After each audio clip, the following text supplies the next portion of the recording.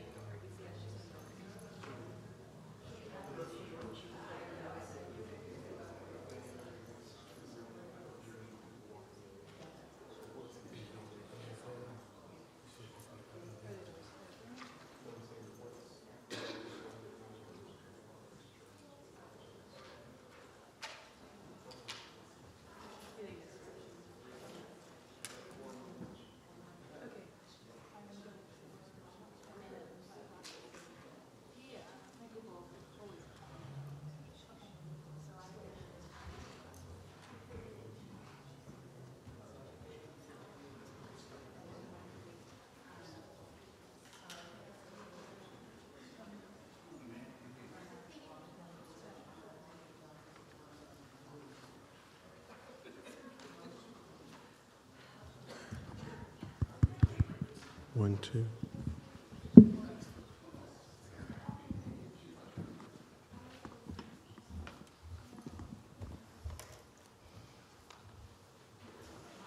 Good morning. Good morning. Welcome. I'm Roxanne Red Wallace, a member of the Harford County and Cecil County Committee of the Maryland Lynching Memorial Project. On behalf of the Harford and Cecil County Committees and the Maryland Lynching Memorial Project, we welcome you to this important hearing by the Maryland Lynching Truth and Reconciliation Commission. Our subject today is not an easy one to discuss, and this is a first for Harford and Cecil counties. We are honored that you consider the subject of lynching important enough to interrupt your Saturday morning and spend it with us. We sincerely thank you for being here. In a few moments, you will be hearing from Dr. Charles Chavis, Vice Chair of the Maryland Truth and Reconciliation Commission. Dr. Chavis will provide important background about the commission and outline how our plans will come together today. Before he comes, I want to welcome Rabbi Mika Simmerly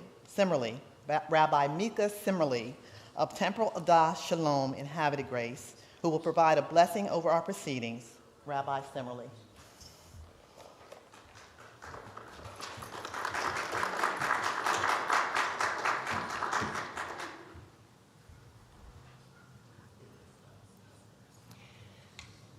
Thank you, Ms. Roxanne.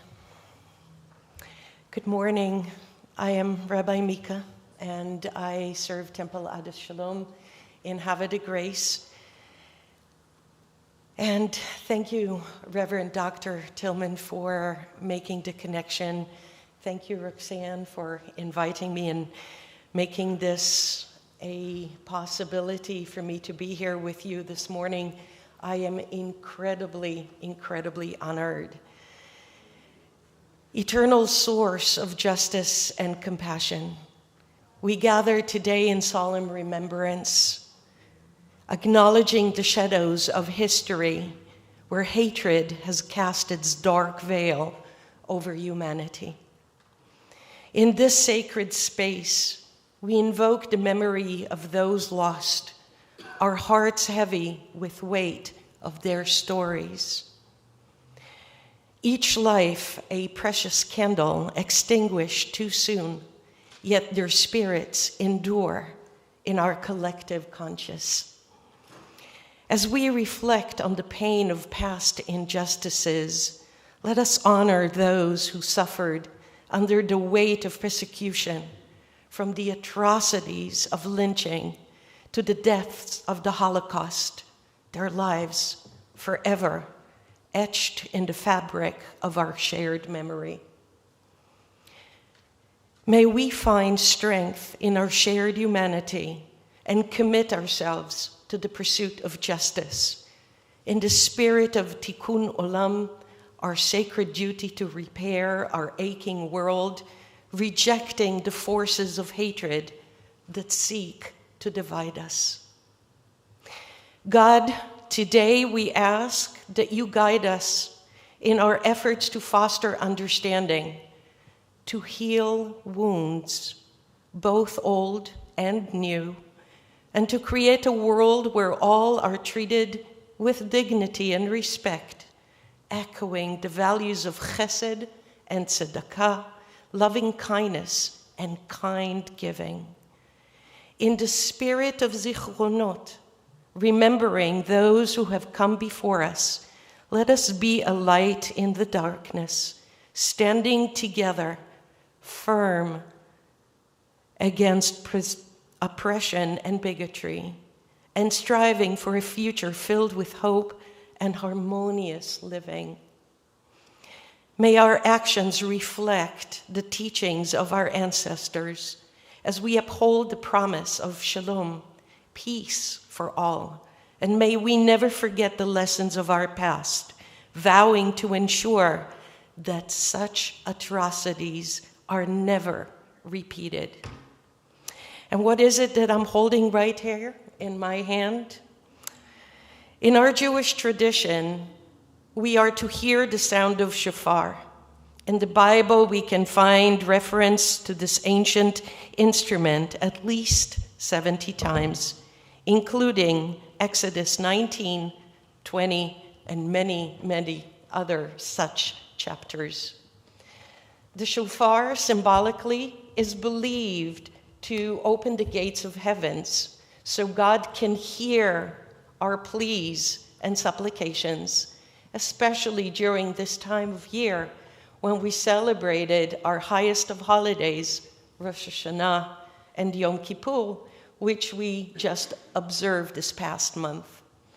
Here, in the spirit of reconciliation hearings we're about to engage in, the shofar invokes an emotion of the soul beyond words to describe. No human sound is closely comparable. It is meant to pierce a hole in our spiritual heart with a powerful force that releases a flood of pent-up feelings and emotions, opening our souls to experience yearning for the presence of God, and give a voice to this effort, as delegates will bring about public awareness to the 2 victims from Cecil County and 3 victims from Harford County. Let us close our eyes for a few moments of silence. So I sound the shofar, this ancient instrument. May God hear our cries for justice and revealed in truth as we all say together, Amen. I will now sound the shofar, and I invite you to close your eyes and let this ancient sound reverberate into your soul.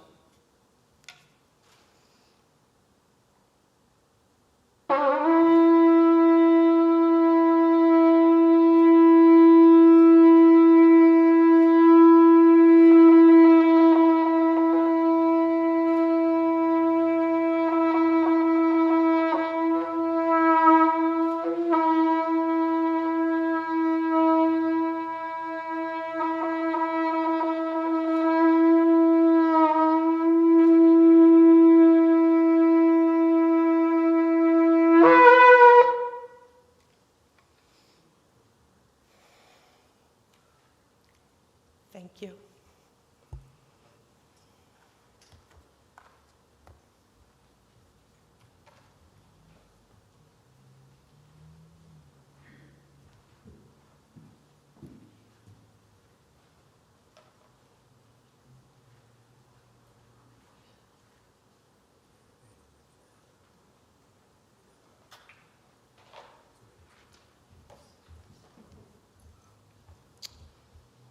Thank you, Rabbi Simmerly, for that beautiful blessing and our lesson on the shofar. Dr. Charles L. Chavis is Vice Chair of the Maryland Lynching Truth and Reconciliation Commission, which formed in 2019, and is the only commission of its kind addressing the issue of lynching in the United States. Dr. Chavis earned his PhD in history from Morgan State University, an MTS Black Church Studies from Vanderbilt University, and a BA in African American Studies from the University of North Carolina at Greensboro. Dr. Chavis is the Assistant Professor of Conflict Resolution and History and the founding director of the John Mitchell Jr. Program for History, Justice, and Race at the Jimmy and Rosalind Carter School for Peace and Conflict Resolution at George Mason University. Dr. Chavis is also the author of The Silent Shore, The Lynching of Matthew Williams and the Politics of Racism in the Free State. Please welcome Dr. Charles Chavis.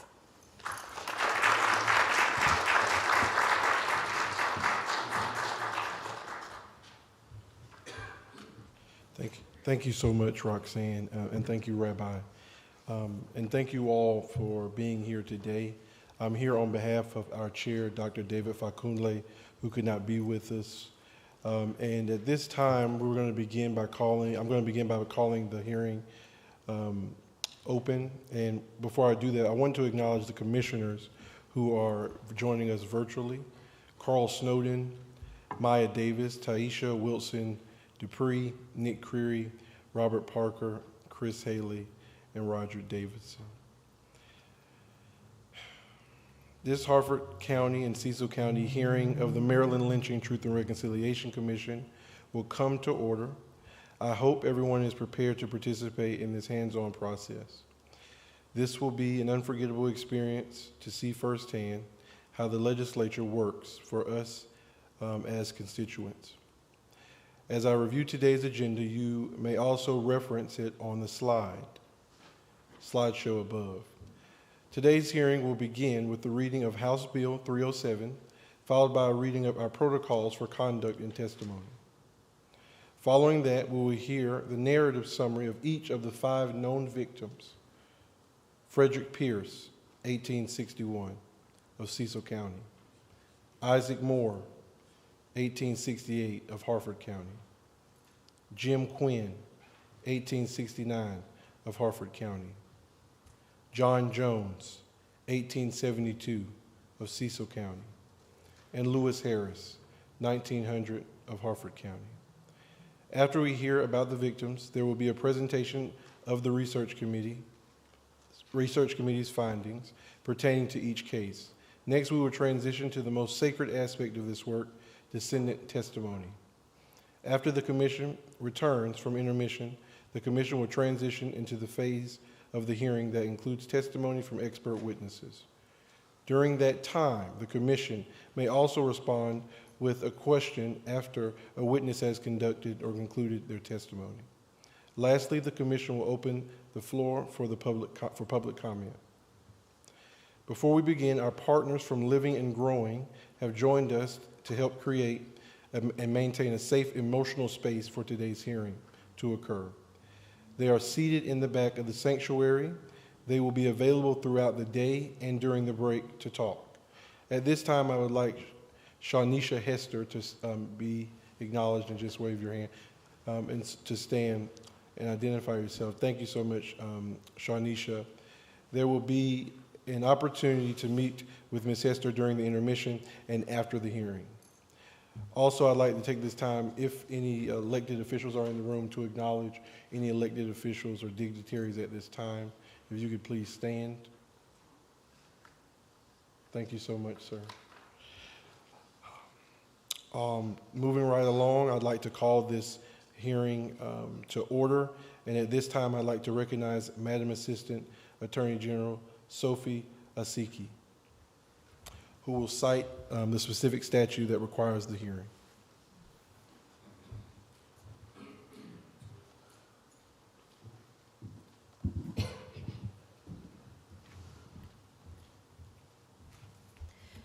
The Maryland Lynching Truth and Reconciliation Commission was established in 2019 by House Bill 307 and amended by House Bill 297 in 2021 and Senate Bill 478 in 2023.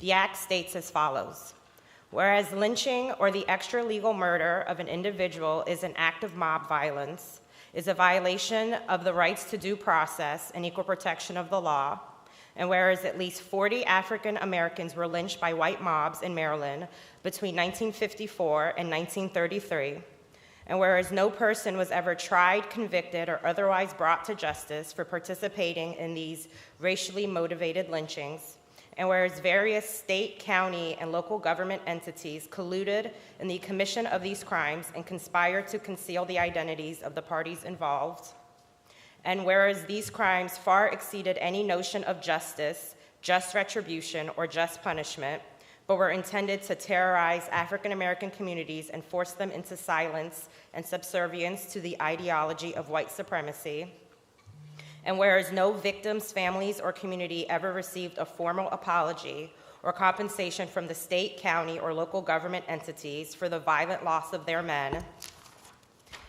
and whereas restorative justice requires a full knowledge, understanding, and acceptance of the truth before there can be any meaningful reconciliation, now therefore, be it enacted by the General Assembly of Maryland that there is a Maryland Lynching Truth and Reconciliation Commission.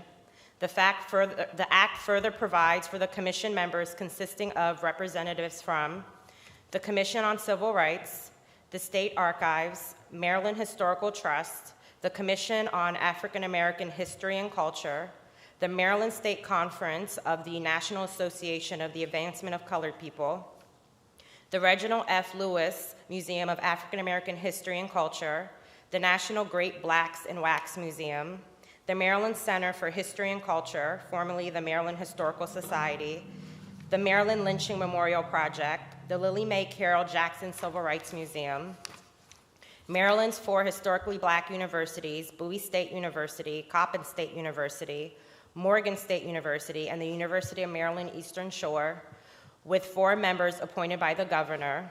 Staff for the commission is provided by Bowie State University in consultation with the Maryland Lynching Project and by the Office of the Attorney General. The staff member provided by the Office of the Attorney General may issue a subpoena for the attendance of a witness to testify or for the production of documents in connection with any investigation or hearing conducted by the commission. The commission shall hold regional hearings open to the public in areas in which a lynching of an African American by a white mob has been documented. Receive from the public, including those from families and communities affected by racially motivated lynchings, recommendations for addressing, engaging, and reconciling communities affected by racially motivated lynchings, including the erection of memorial plaques or signage at or near the sites of racially motivated lynchings, and make recommendations for addressing the legacy of lynching that are rooted in the spirit of restorative justice. In the hearings, the commission may research cases of racially motivated lynchings for which there is no documentation, should those cases be brought to the commission's attention, and the involvement of the state, county, and local government entities and relevant news media in cases of racially motivated lynchings. On September 1st, 2020, the commission submitted an interim report of its findings and recommendations to the governor and to the General Assembly. On or before December 1st, 2025, the commission shall submit a final report of its findings and recommendations to the governor and to the General Assembly.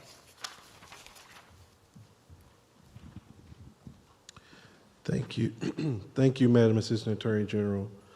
I'd like to call Ms. Commissioner Amy Millen to come and read the code of conduct for the hearing and explain the process for testimonies and public comments. But before I do that, just to keep things consistent, I'd like for the commissioners who are here with us, if they could introduce themselves and also introduce their affiliation specifically as well. Hi, I'm Dr. Iris Barnes. I am with the Lily Carroll Jackson Civil Rights Museum, an off-site unit of Morgan State University, and also the chair of the Harford and Cecil County Committee of the Maryland Lynching Truth, or the Maryland Lynching Memorial Project, and I am a Harford County resident. Thank you, Dr. Barnes. My name is Elizabeth Hughes. I'm the director of the Maryland Historical Trust, which is Maryland State Historic Preservation Office, and I'm here representing that agency. David Armenti. I am representing the Maryland Center for History and Culture, formerly the Maryland Historical Society, and I also chair the research committee of the commission. Good morning, Amy Millen. I'm appointed by the governor as a member at large to the commission, and I also serve in the capacity as chair of the logistics committee.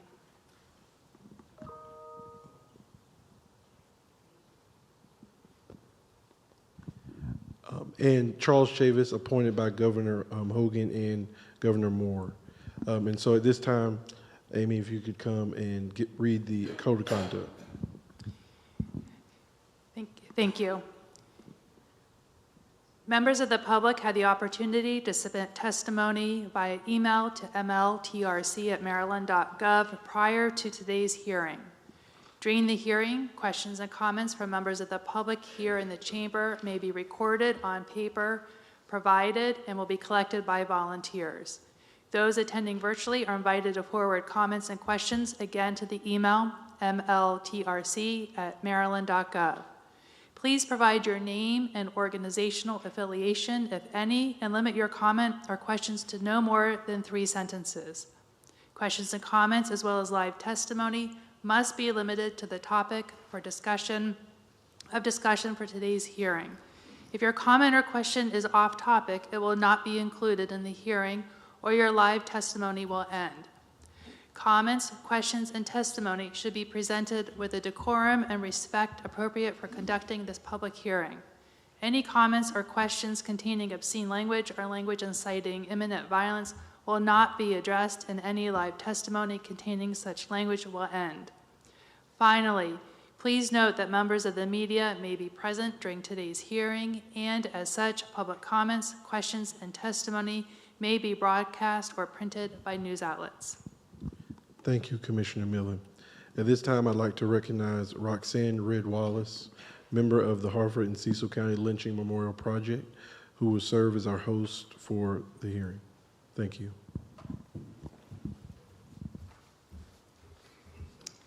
Thank you, Dr. Chavis. Dr. Lisa Tuzo is the lead researcher for the Harford County arm of the Harford and Cecil County Committee of the Maryland Lynching Memorial Project. She has a bachelor's degree in history from Towson State University and was a former farrer or horseshoer before becoming a licensed veterinarian. Dr. Tuzo earned her Doctorate of Veterinary Medicine, DVM, degree from the University of Tennessee. Her 24 years of medical practice and the discipline it requires to make accurate diagnoses and implement effective treatments for her patients has honed her research and critical thinking skills. A lover of history from an early age, she has proven to be an exceptional historian and researcher. I am honored to introduce Dr. Lisa Tuzo to discuss 3 known lynching victims from Harford County.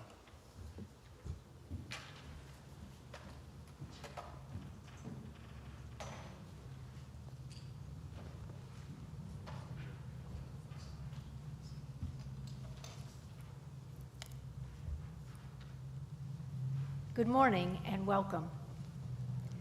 It is fitting that we are holding today's hearing in this space, home to the church since 2002. The Ames congregation has deep roots in the history of Harford County's African American community, including a direct connection to one of the lynchings that we will be discussing today. Next.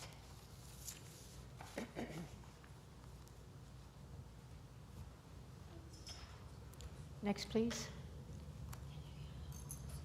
Oh, next slide, please.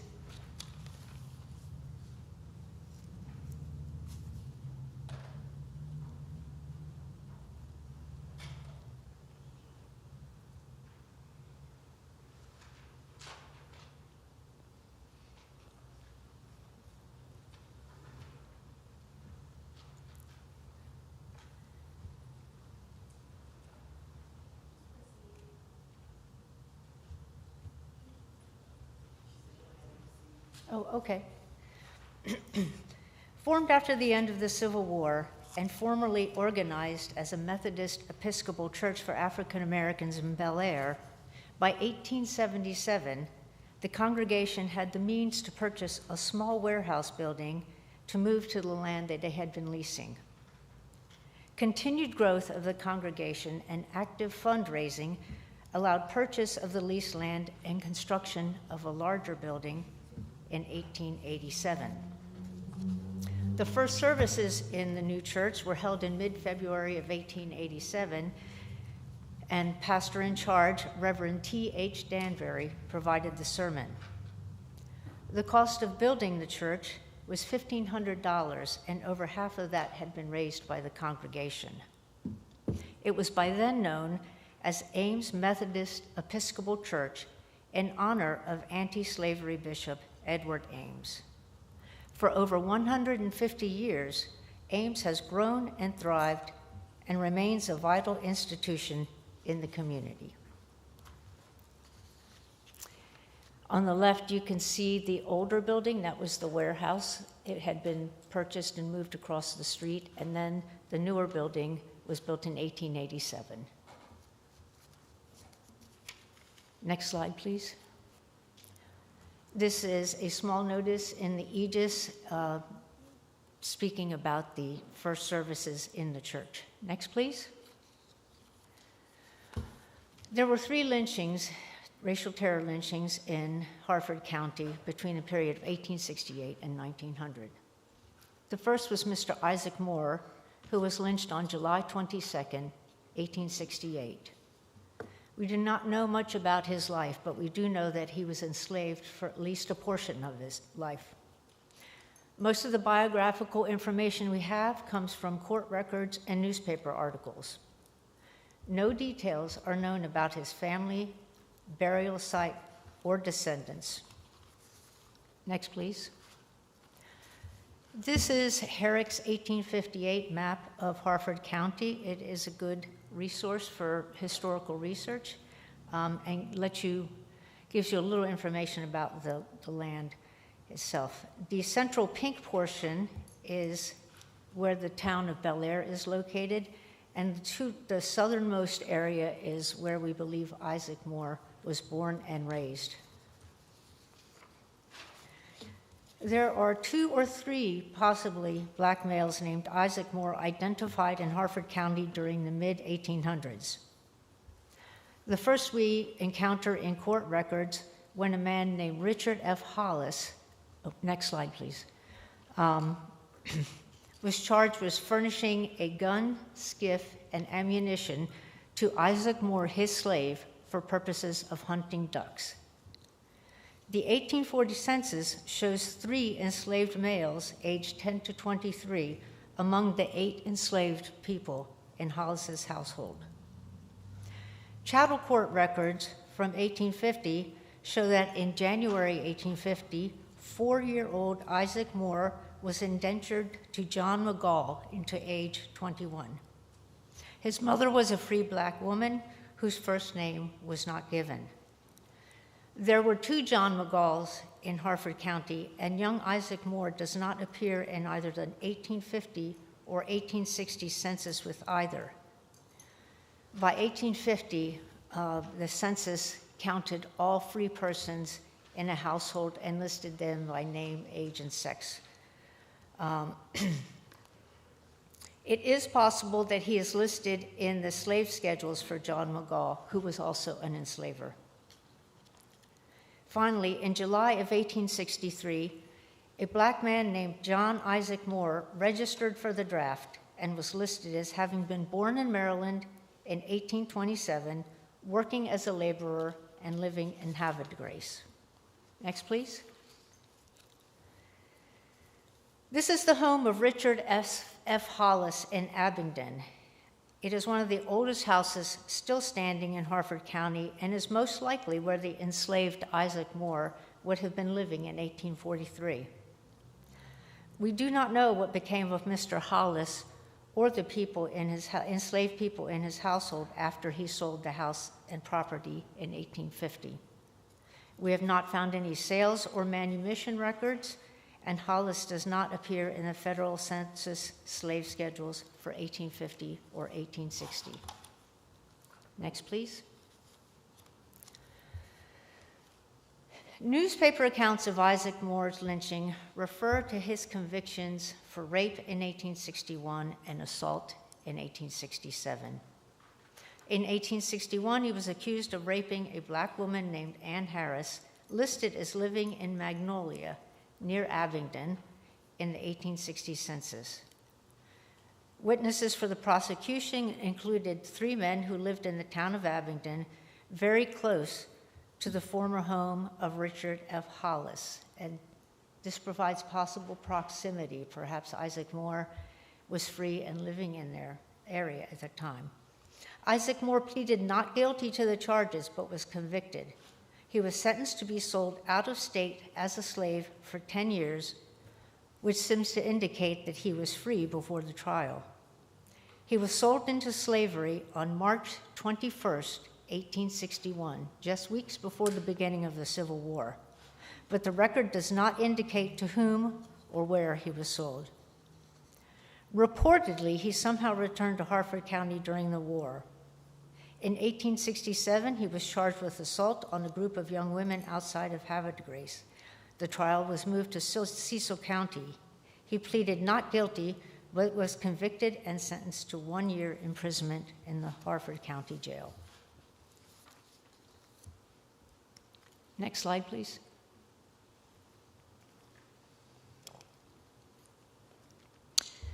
On July 22, 1868, Isaac Moore was arrested for an alleged robbery, assault, and attempted rape of a young woman named Fanny Oldfield. She was a shopkeeper walking into town to open her millinery store. A mob formed and pursued Mr. Moore, but he was arrested by the sheriff and taken to the jail before the mob could reach him. However, later that day, when he was being taken to the courthouse to be seen by the judge, the mob seized him, took him to the site of the alleged crime, and hanged him.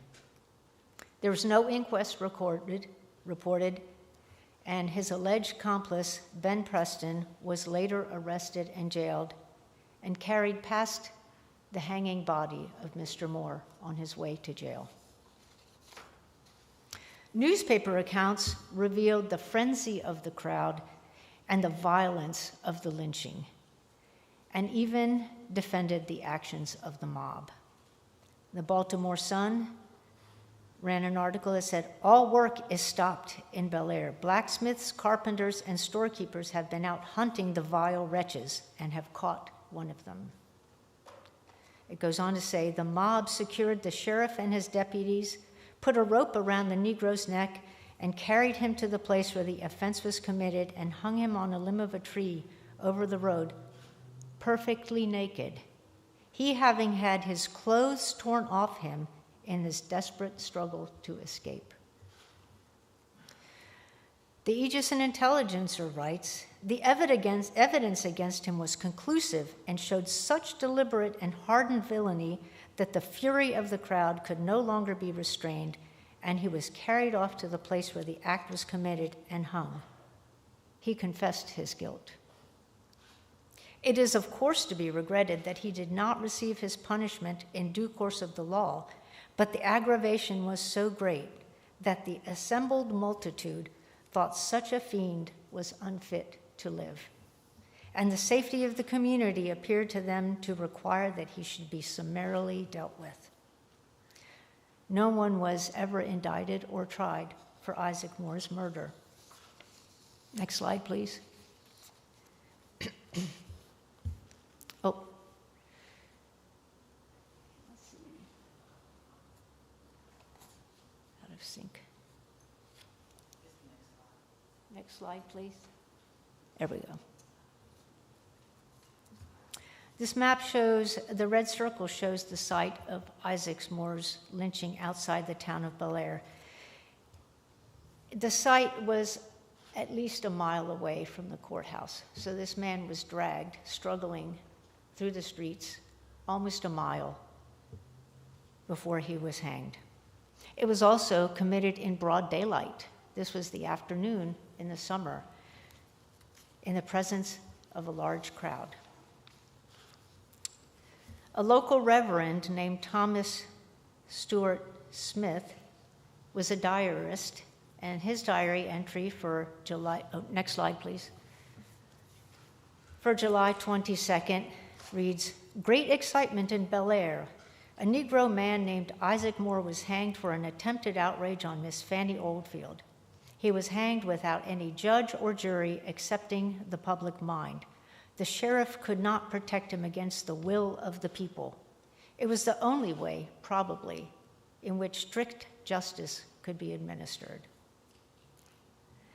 On July 25th, he writes, he saw the place where Isaac Moore Negro was hanged for the crime of rape, an infamous character. And finally, a letter in the Aegis in April 8, 1870, from a former resident who had recently visited, speaks of viewing the site of Isaac Moore's lynching. I saw the tree along the roadside that bare the horrid fruit, and it should be permitted to stand as a monument to commemorate the high moral tone of the people and as a warning to evildoers.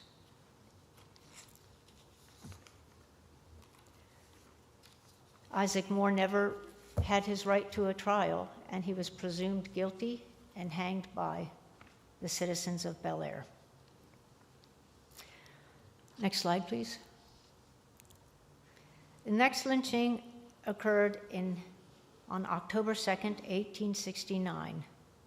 Mr. Jim Quinn appears to have been from the Jarrettsville area of northwest Harford County. He may also have been known as Jim Crow.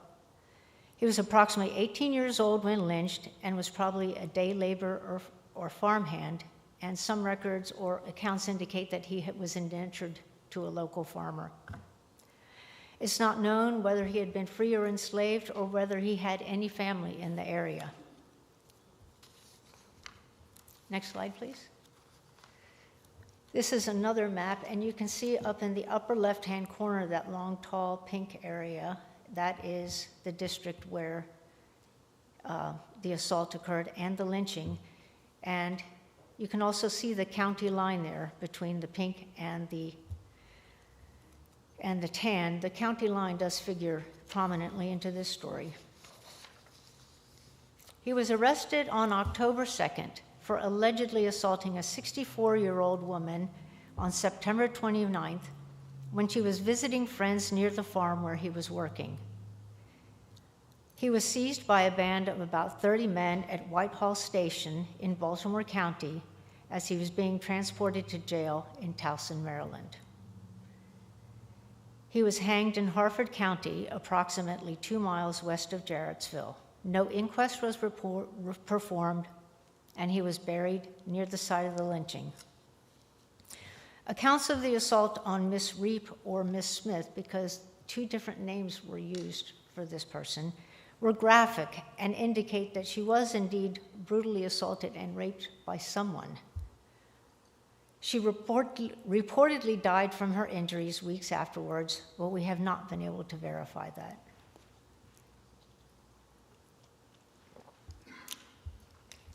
Next slide, please.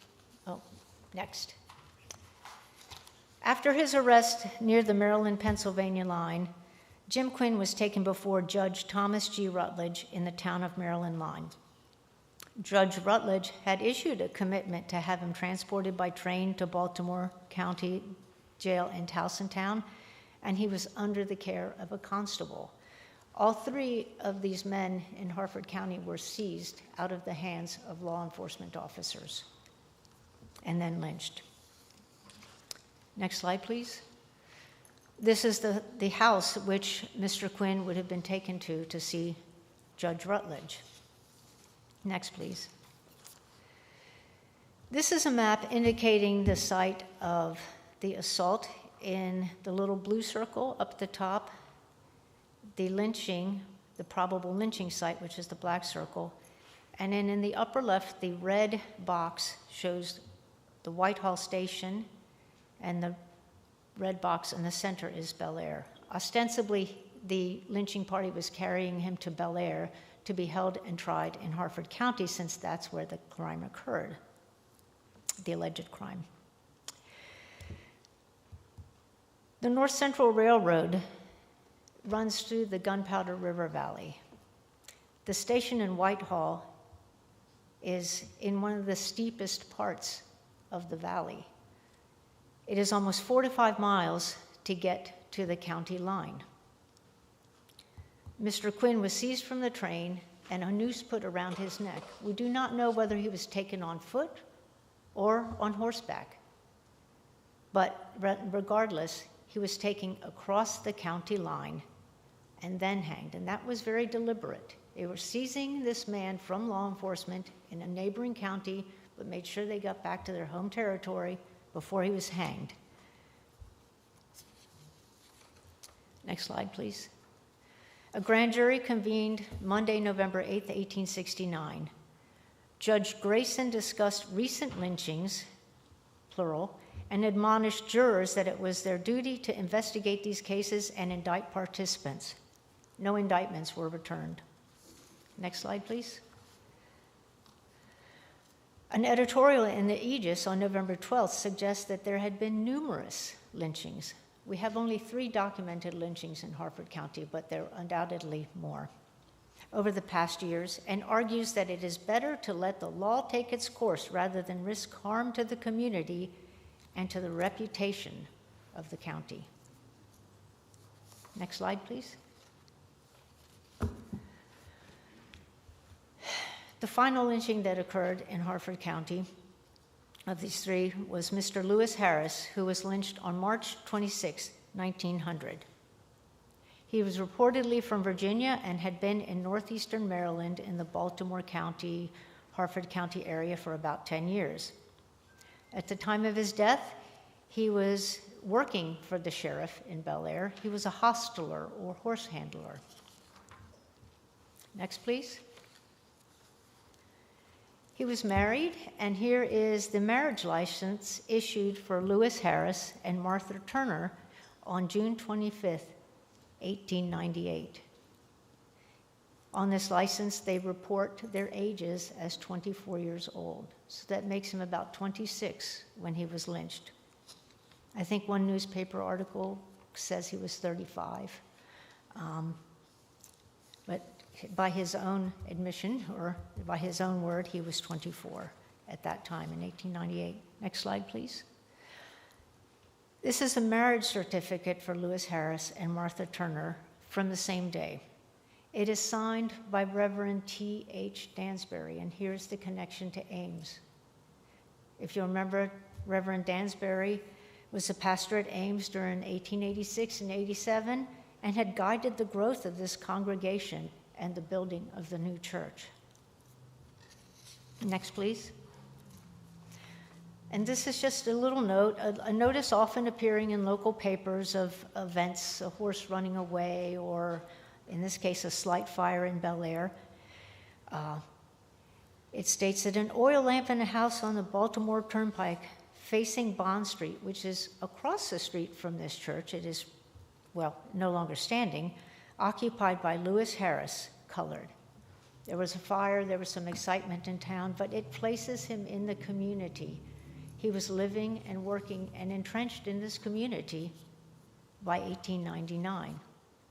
Next, please.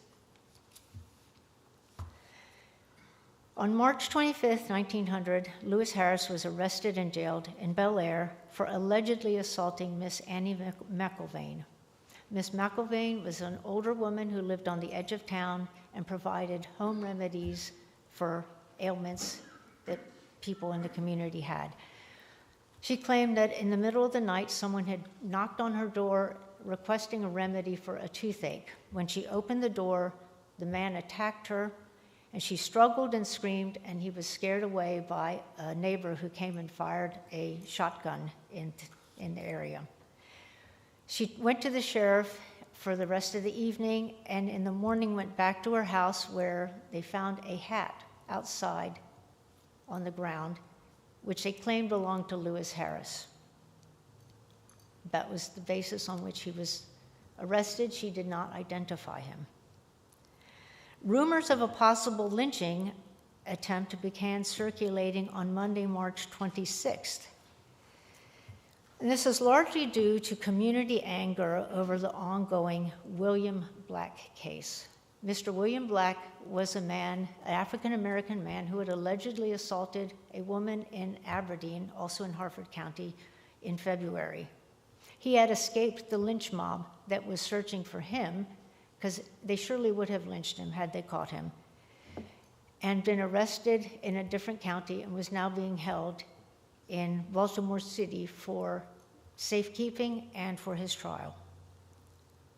No attempt was made to move Lewis Harris to a jail outside Harford County to safeguard his life, and Sheriff Kinhart reportedly discounted the rumors of a planned lynching. Next slide, please.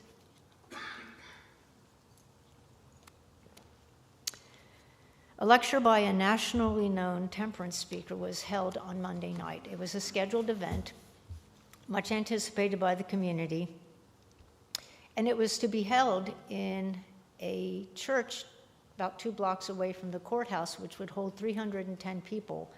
But for some reason, the venue was changed to the courthouse, which held about 150. An article in the Raleigh Post from Raleigh, North Carolina, indicates that the lynching was known about. It was the talk of the town. It was the talk on the train on the way into town. And people made plans to linger after the talk, the temperance lecture, and watch the spectacle. It was also a cold and rainy March night, not the best time to be lingering in the streets. Nevertheless, at around 11 p.m., a band of armed men, numbers are about 20 to 30, rode into the town and demanded that the sheriff hand over Lewis Harris. When Sheriff Kinhart refused, they began firing on his residence at the front of the jail, and he returned fire, injuring 2 people in the crowd. Others in the group went to the back of the building where the jail was located, broke down the door, and seized Mr. Harris. William Cooley, who was Lewis Harris's lawyer, pleaded with the crowd and the mob not to lynch him. He had not been properly identified. He had a right to a trial, but he was ignored. The lynchers placed a noose around his neck and led him out of town to the gates of the Archer Mansion, where he was hanged and then shot. Oh, next slide, I'm sorry. Keep forgetting this.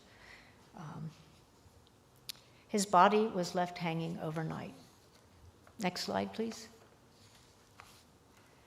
This is a map of Bel Air showing the site of the lynching. The courthouse is indicated with the yellow arrow, and about a quarter mile out of town at the gates of the mansion was where he was lynched. Next, please. An inquest determined that Lewis Harris came to his death by strangulation at hands of a mob unknown to the jury, and we exonerate the sheriff from all responsibility. Harris was buried at the Almshouse Cemetery, and this is a photograph of the inquest document. Next slide, please. A grand jury was convened on May 14, 1900.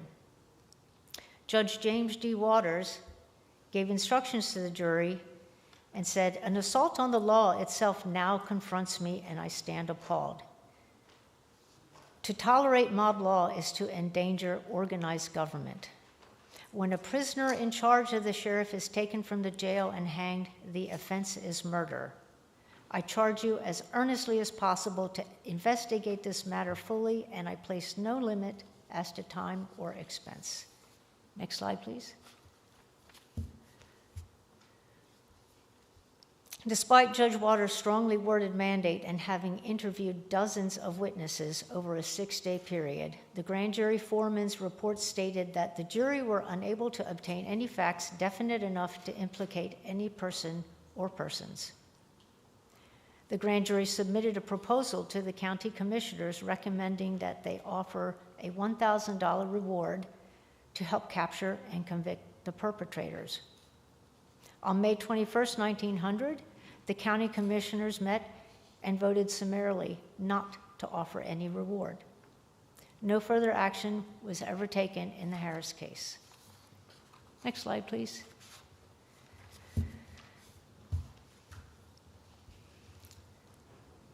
Following the grand jury findings and the commissioner's refusal to offer a reward,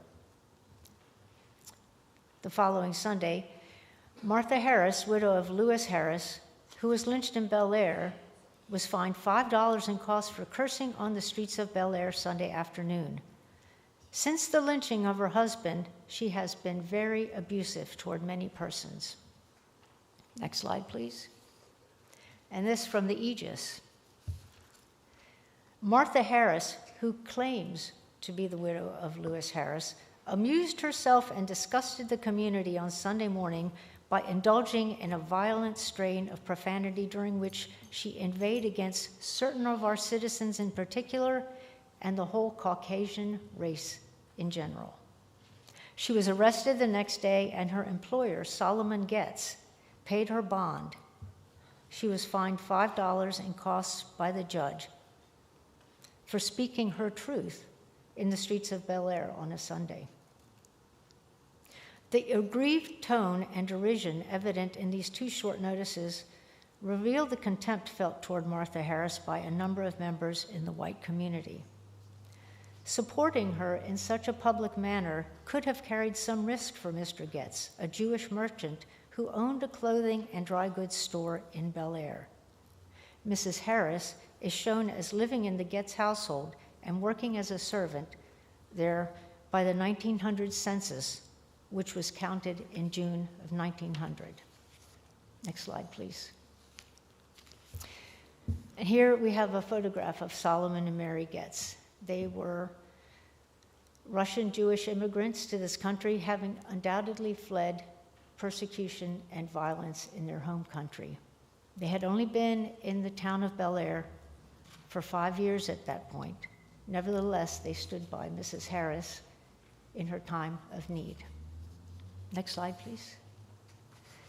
And that concludes the history that we know so far of the 3 victims from Harford County. Thank you.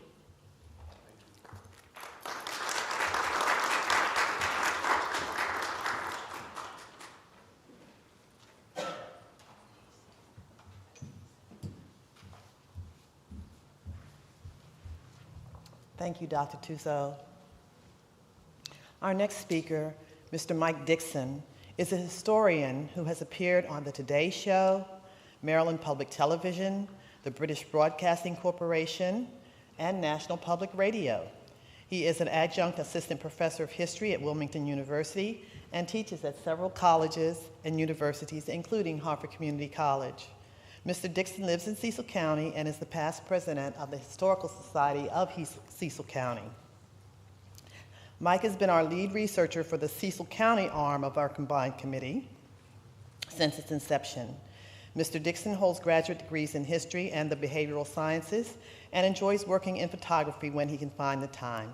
Please welcome Mr. Michael Dixon to discuss the 2 victims from Cecil County.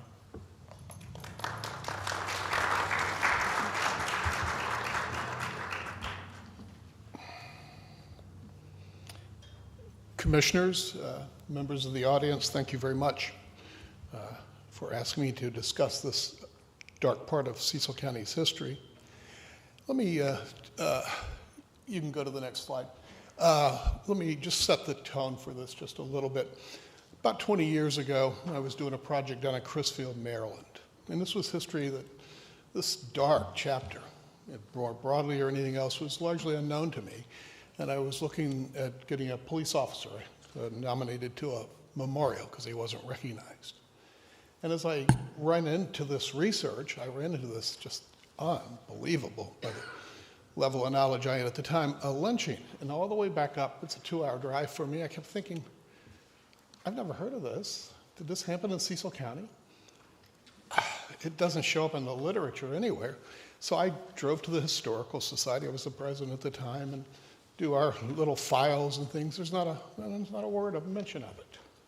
So as I thought about that more in the historical literature, finally started catching up our research, and I ran into Dr. Polly Stewart's research at Salisbury University, who'd done groundbreaking work on it.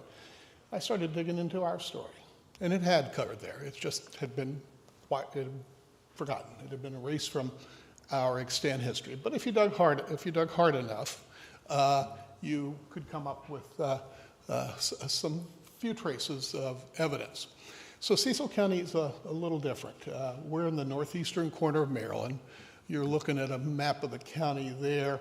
We're bordered by Delaware, we're bordered by the Kent County, and we also have a long border with Pennsylvania.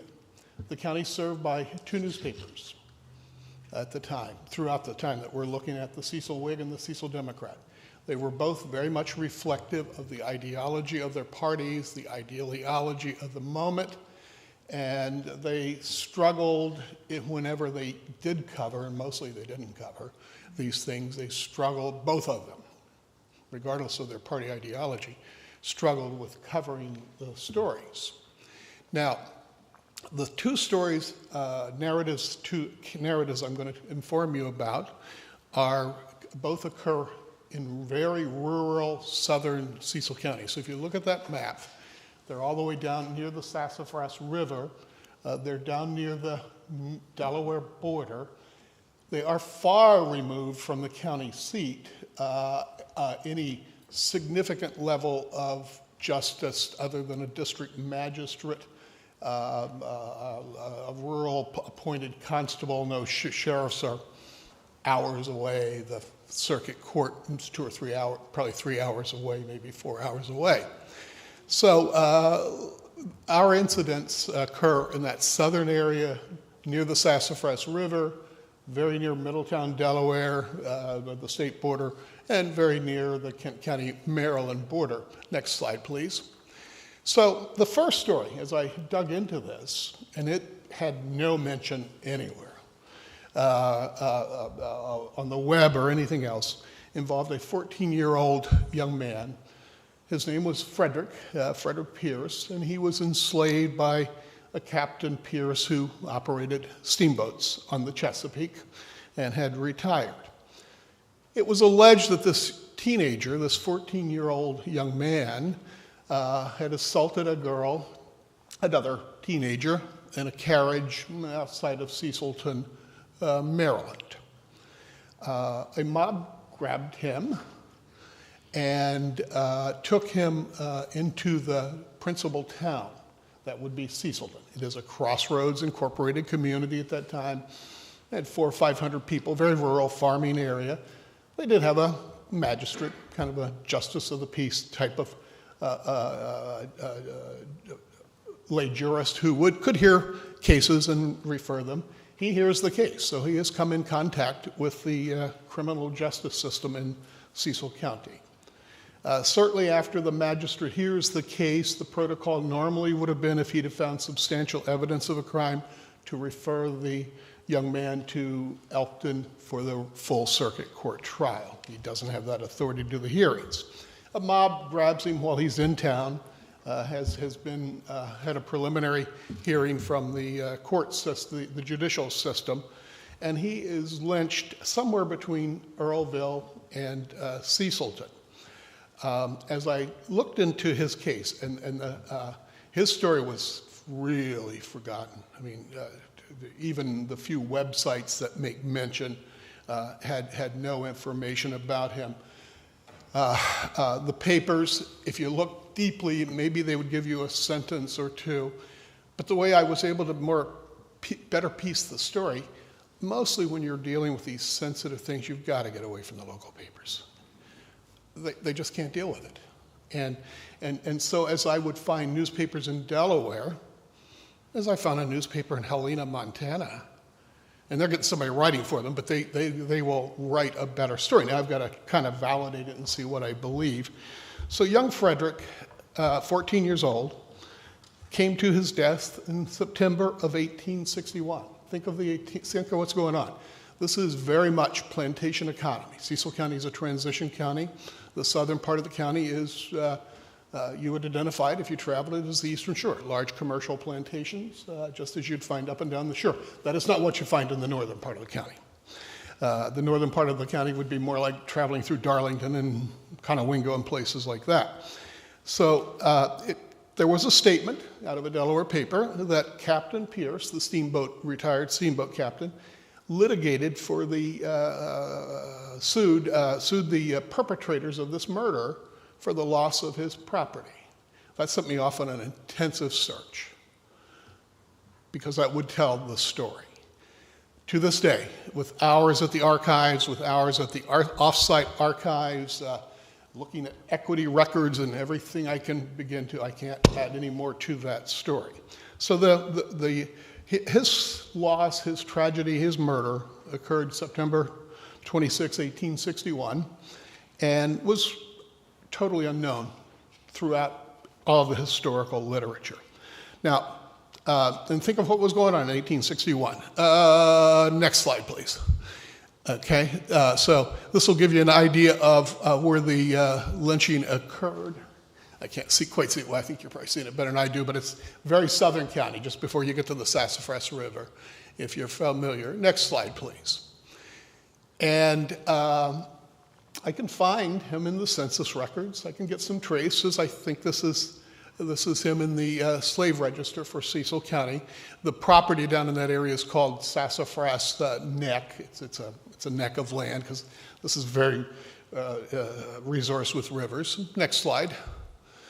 And so that brought me to the next case. There was a little more known about this, and it got a little more coverage. It was July 29th, 1872. And in a village called Warwick.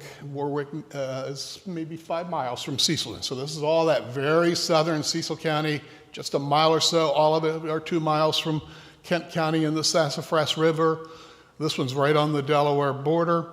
It was alleged that John Jones and 2 other men, one a young man, a child, had torched a farm just over the river. It looks like the alleged fire that they were allegedly charged with setting was over in, just over in Kent County. The borders are sort of confusing there. Anyway, there's a magistrate.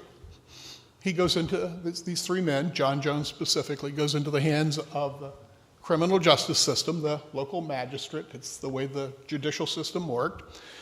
And they had a preliminary hearing, and they decided that John Jones and these 3 men, and one is his stepson, by the way, is a young guy, will have to go to Elkton for a formal trial and hearing. It was about dusk that July day when that decision was made. Now, the normal protocol would be to round up the constables. These were like district policemen. They were all part-time. I mean, they were probably farmers and things and had a political appointment, but they served warrants, kept the peace generally, and surely they would have been all over this investigation, a crime, an arson, a household burning. There were no constables, duly appointed constables available that dark afternoon, just as sunset was beginning to arrive. The magistrate commissioned a special constable. He got a teenager by the name of Merritt. Swore him in as the constable, gave this newly appointed law enforcement officer, next slide please, gave this newly appointed law enforcement officer authority to detain and transport 3 prisoners to the jail on a summer evening as dark was approaching.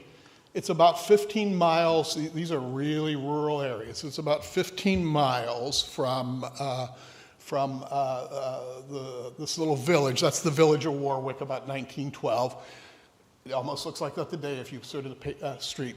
This area has not changed. It still remains very much agricultural preservation, not a lot of mass development like you would see, say, in the suburban areas of Harford County.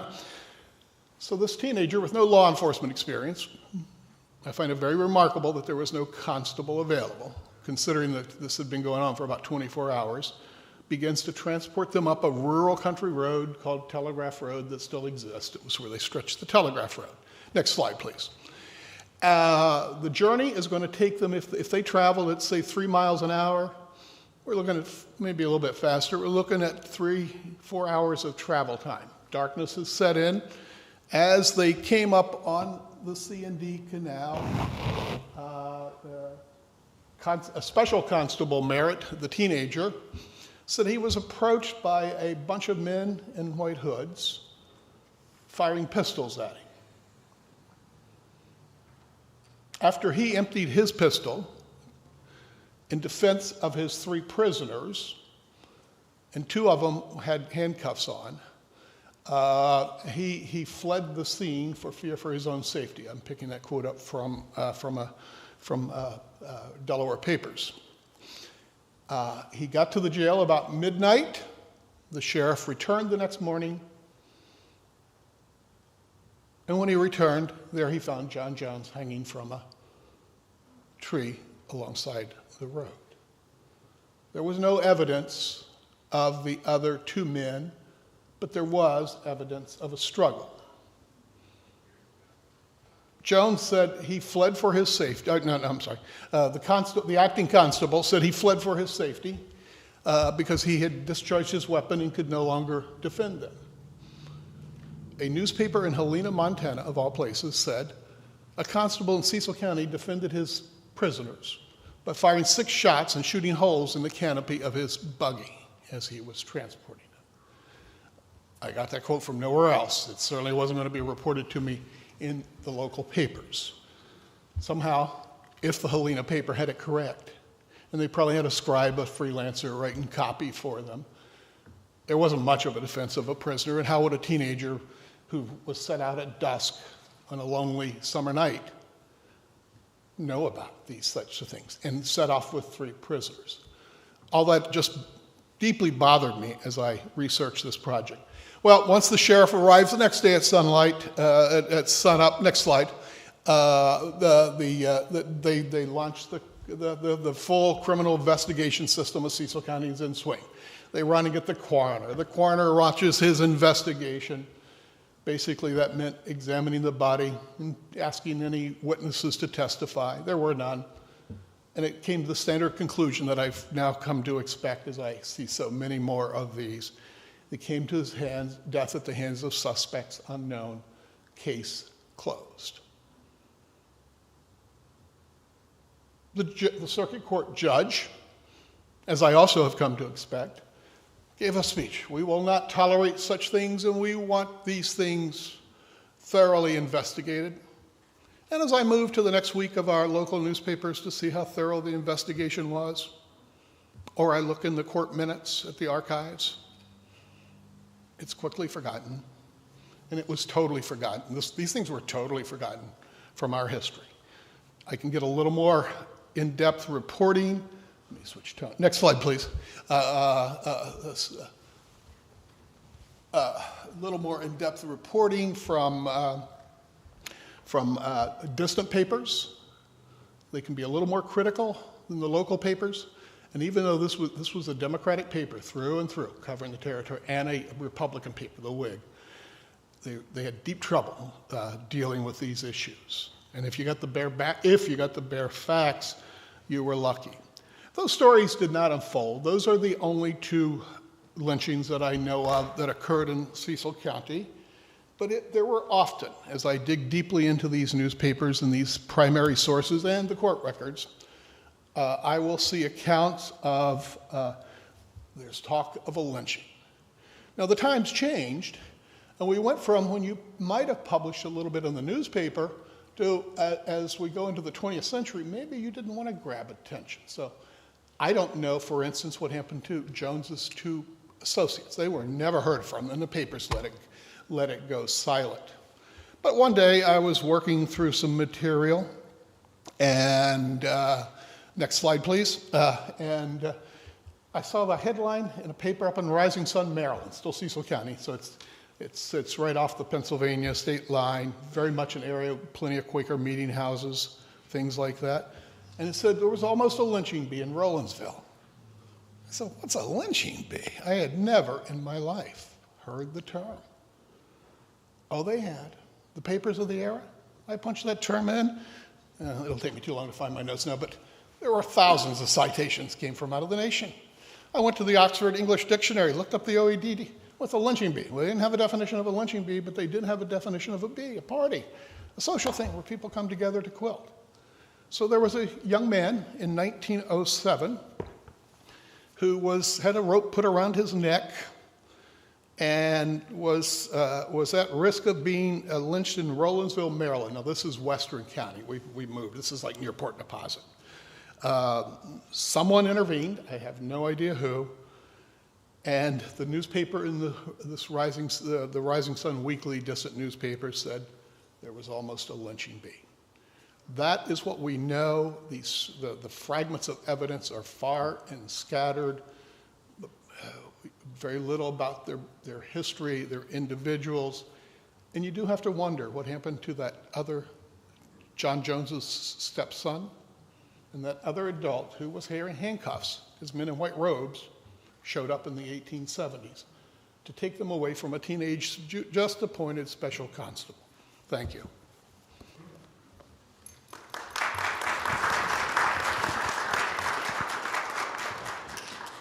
Thank you, Ms. Red Wallace, Ms. Tuzo, and Mr. Dixon. At this time, I'd like to recognize David Armenti, Chair of the Research Committee, who will present the Research Committee's findings pertaining to each of these cases.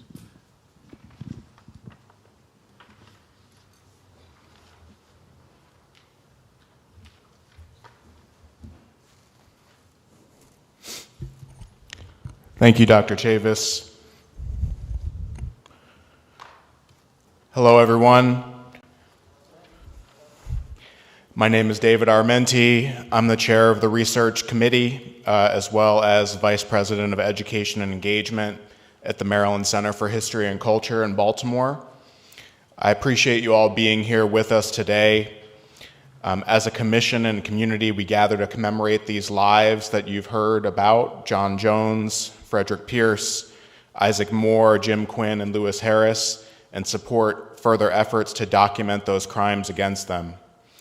I want to thank as well, and it's really been wonderful to learn more about the place that we are in right now. I want to thank those representatives of Ames United Methodist Church that allowed us to have this event in this sacred space. I think that brings an extra layer of significance to what we're talking about here today, so want to make sure we acknowledge that as well. The State Commission has worked with an array of partners on this process, including the Maryland State Archives, the Maryland Lynching Memorial Project, and its local affiliates, such as those we've heard from with the Harford County and Cecil County Committee, George Mason University, Heritage Associates, as well as a local historical research and genealogy firm that's been contracted to collaborate with the Commission. There are many other organizations and individuals who have made extensive contributions, including some that we've heard from today. So without hopefully missing any of those involved, I would like to acknowledge and credit those who have been doing this work, including Mike Dixon, Dr. Lisa Tuzo, Dr. David Taft-Terry, Dr. Chavis, Mr. Will Schwartz, Dr. Nicholas Creary, Dr. Iris Barnes, many others that have supported this process. I do want to note, before I touch on what's already been reported and what's already been compiled, this work does not end today, and it certainly does not end tomorrow, and we expect that even beyond the life of the Commission, more information will be unearthed, documented, and brought into the public record. I say that to say as well that even as of yesterday, we received new information from an individual, a compilation of research, who wanted to contribute that to the Commission record, and we will be following up with that individual shortly.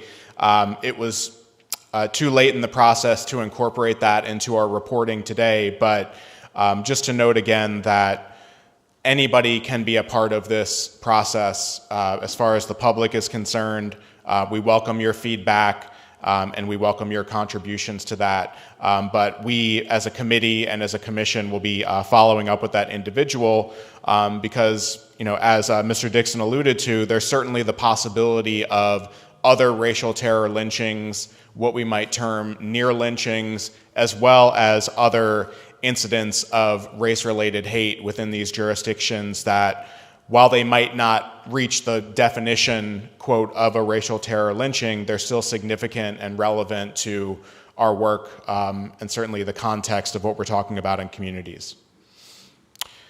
So with that, I'll say that in Harford and Cecil County, much of our work as a commission and a committee have been collaborative, but also very focused on corroborating information. As we've heard already, much of that research has been compiled previous to even the establishment of the commission in some cases. So it is our work to not only cross-reference, corroborate, work with those collaborators, but also work to make sure that digital access is more available for this information and research.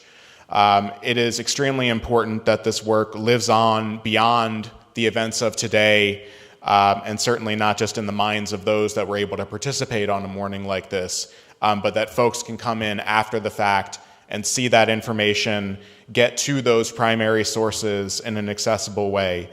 So that's part of our task as a commission. But we'll also continue to work through some of those primary sources, some of which we've heard about today, including newspaper accounts, local newspapers, government records, but also family papers, oral history interviews, some of those primary sources that are not as much represented in some of our traditional repositories, but that still need to be privileged and acknowledged as we try to tell as full a story as possible. We should note particularly as well that resources have been allocated toward genealogical research and descendant identification. This is particularly important because in many instances, and I'll touch on the press a little bit more later, but especially in accounts that we hear from the white press, predominantly white press, and those other sources from state agencies are not necessarily going to tell us what we should know about these individuals, their families, their backgrounds, and that's part of what our task as a commission is as well. And ideally, that process would lead toward identifying living descendants that could participate in the reconciliation process on a public stage or behind the scenes. Thus far, these strategies that we've employed as a committee and a commission have not been successful in identifying any direct or what we would call collateral descendants for John Jones, Frederick Pierce, Isaac Moore, or Jim Quinn. In the case of John Jones, we do know that he had a wife. We heard that he had a stepson. They had multiple biological children as well, according to evidence as of 1870 in the United States Census. But up to this point, despite that knowledge of contemporary family members, we've not been able to uncover any living descendants associated with Mr. Jones. But again, I'll note that that work is ongoing, and we don't see today as the end in that process. Lewis Harris is somewhat of an outlier in this respect, but it may actually be logical considering that his case took place, or the incident around his murder took place much later than the other situations that we've learned about here today. Several genealogical relationships have been determined, likely determined with living descendants within Lewis Harris's family tree. Unfortunately, none of those individuals are joining us here today, and I'll speak a little bit about that. But at least 3 individuals that had been identified within genealogical research were either second or third great-grandnieces of Mr. Harris, descending from his parents, Overton and Dorcas Harris, of Louisa County, Virginia, where he was likely born. The commission has made efforts to connect with those individuals along with our partners, Heritage Associates.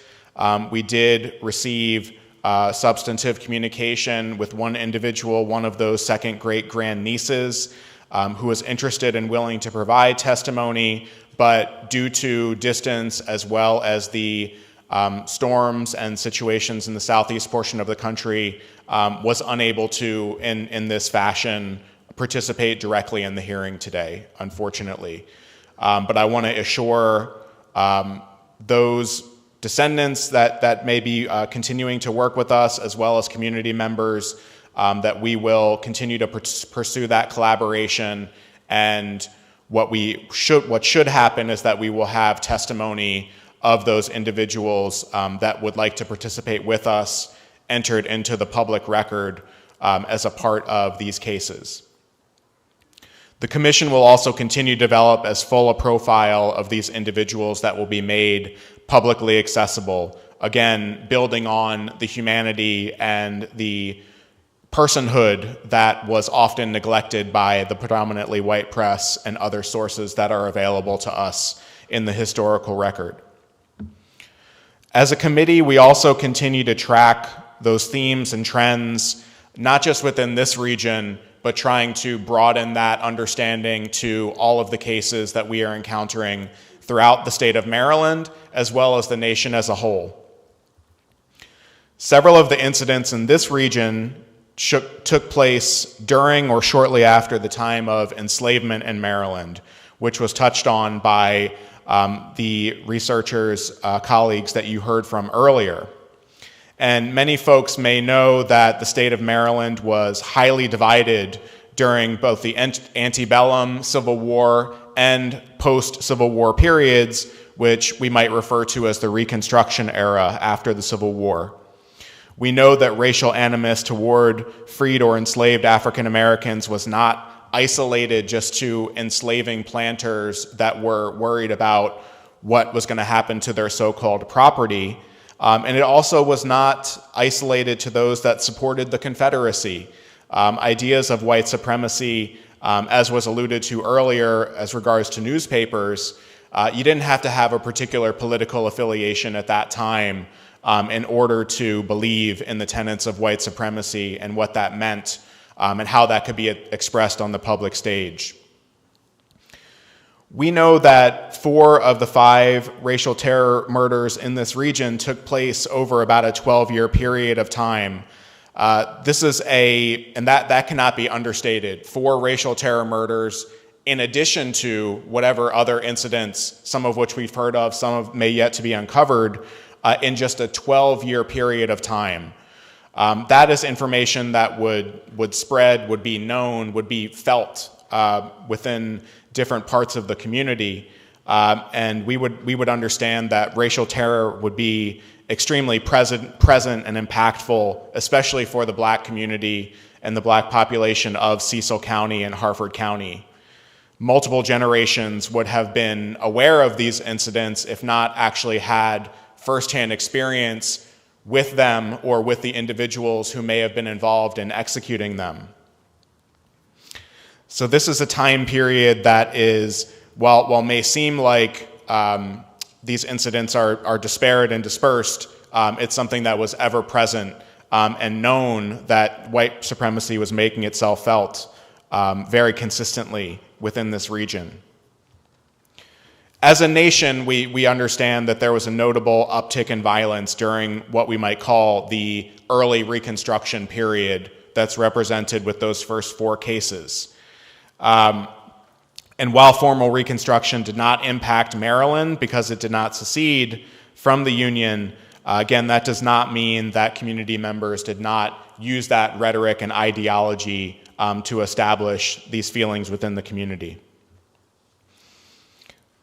Touching on some of the individual characteristics of the victims that we have been addressing, another trend that we see in the state of Maryland, which doesn't necessarily hold true as consistently as it does here in other parts of the nation, but all of the victims in this jurisdiction were African American men, and that's what we see in nearly all of the cases of Maryland.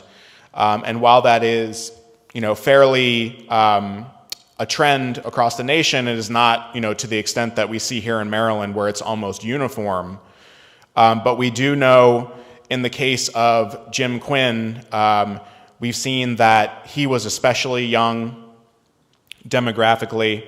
Also in the case of Lewis Harris, at least and some others, that they were slightly older. So we don't only see a certain age demographic represented here. We have heard about some of the crimes that these individuals were accused of before they were murdered and brought under vigilante justice within these communities.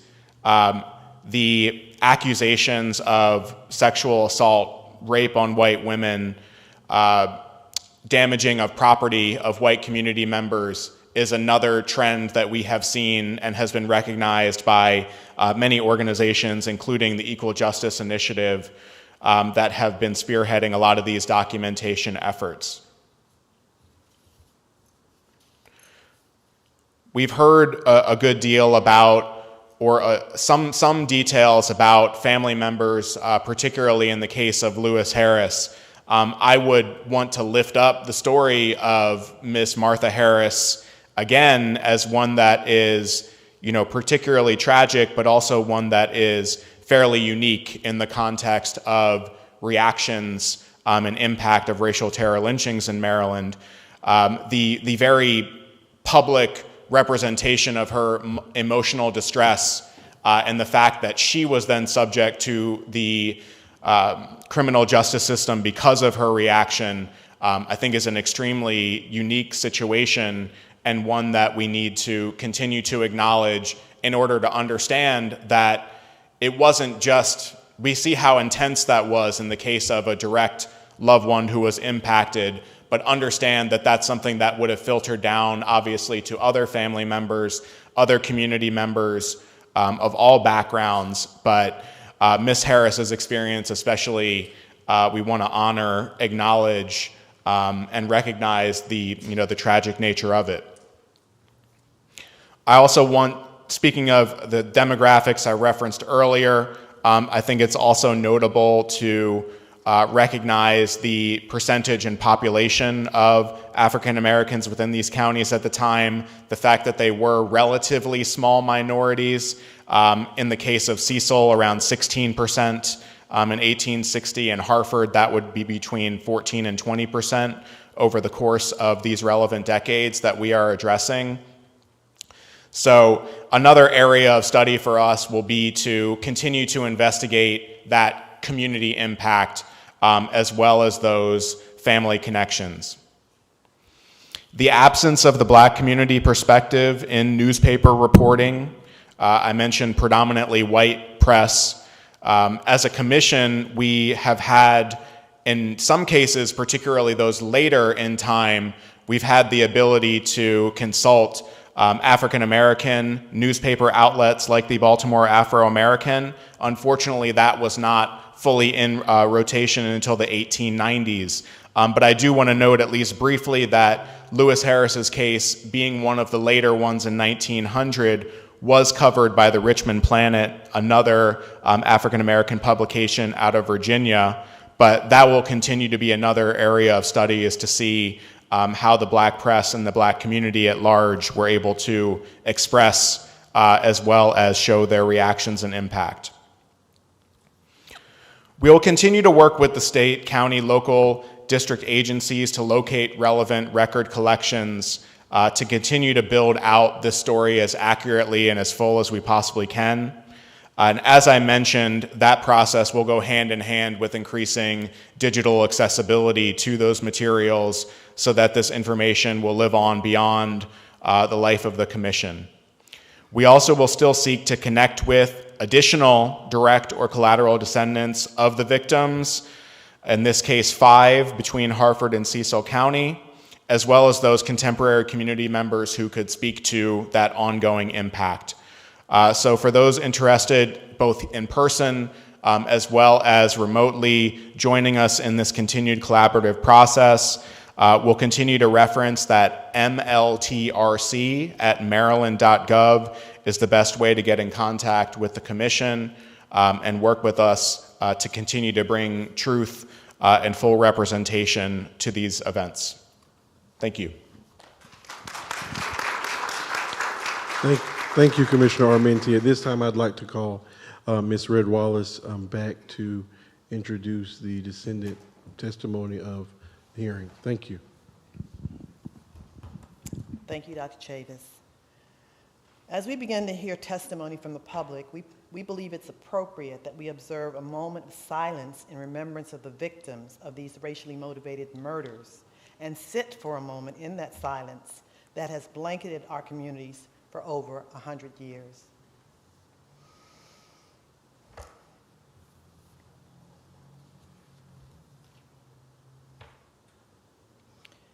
At this time, I'd like to call Dr. Iris Barnes to speak. Dr. Barnes is a member of the Commission for the Maryland Lynching, Truth and Reconciliation, and she is also the chair of the Harford and Cecil County committees for the Lynching Memorial Project. She will be speaking about the silence around and the absence of victims and descendants. I just messed that all up. She will be speaking about the silence around and the absence of victim descendants. Dr. Barnes. Thank you, Ms. Red Wallace. In the absence of descendant testimony of the victims today, I'll actually be speaking more about and been asked to explore the broader impact of racial terror, violence, and oppression on entire communities and the lasting manifestations in Harford County. A common comment or question concerning slavery and lynchings directed at historians and even some of our commissioners here is, that happened so long ago. Why can't we just get over it? This question, though seemingly reasonable, overlooks the enduring legacy of slavery and its many byproducts, which continue to affect African Americans' lived experiences even a century and a half after slavery's official end. The 3 lynchings that occurred in Harford County took place during the Reconstruction period, which we heard a little bit about, the years immediately following the Civil War. At the heart of these lynchings was racially motivated terror, violence, and oppression. Reconstruction is often confined to the period between 1865 and 1877, and as officially ending when federal protections for the formerly enslaved were withdrawn from the Confederate states. However, more recently, the National Park Service defines the Reconstruction period as spanning from 1863 to 1900. This broader definition includes the entire effort to integrate formerly enslaved people into American society, including the passage of key amendments, the attempts at political participation by freed slaves, and the eventual rise of Jim Crow laws, which effectively ended Reconstruction. This context brings us to the lynching of Lewis Harris, which took place in 1900. Initially, Reconstruction offered hope and rapid achievements for African Americans. Citizenship meant the right to vote, the right to testify on a jury, property ownership, and access to education. Yet each of these gains came with significant restrictions. De jure and de facto practices limited voting rights, land ownership, job choices, education access, and even where African Americans could live and how much land they could buy. Every aspect of life was marked by boundaries that only applied to African Americans. In 1865, the abolitionist Frederick Douglass, speaking to these denied freedoms of African Americans, said, "All I ask is, give the black man a chance to stand on his own legs. Let him alone. If you see him on his way to school, let him alone. Don't disturb him. If you will only untie his hands and give him a chance, he will live." By live, Douglass didn't merely mean to exist, he meant to thrive. Imagine what African Americans might have achieved in business, education, and property ownership if systemic racism hadn't been there to stifle progress at the time. In reality, the end of slavery didn't mean the end of its legacy. Today, some Harford County cities are recognized as All-American, Aberdeen, or one of the safest cities, Havre de Grace. But these accolades often overlook the African American experience. To better understand this experience from Reconstruction to the present, we must examine whether getting over it is a true option. During Reconstruction, systemic racism permeated all facets of life, often erupting into violence. Let's take education as one example. While the Emancipation Proclamation was issued in 1863, it did not apply to Maryland, which, despite remaining in the Union, was a state deeply divided with a significant Confederate sympathy. Slavery in Maryland only ended with the 1864 state constitution, nearly 2 years after the Emancipation Proclamation. And it included a provision for public education, but for white students only. Taxes, though, from all citizens, including black citizens with limited means, funded white-only education, while African Americans had to rely on their own resources or charitable organizations to develop schools. Left free from interference, as Frederick Douglass suggested, or given equal support by state resources coupled with self-determination, one can only imagine the levels of success that African Americans might have achieved at the time. Instead, those opposed to equality burned down schools and churches that served as educational centers, seeking to halt progress.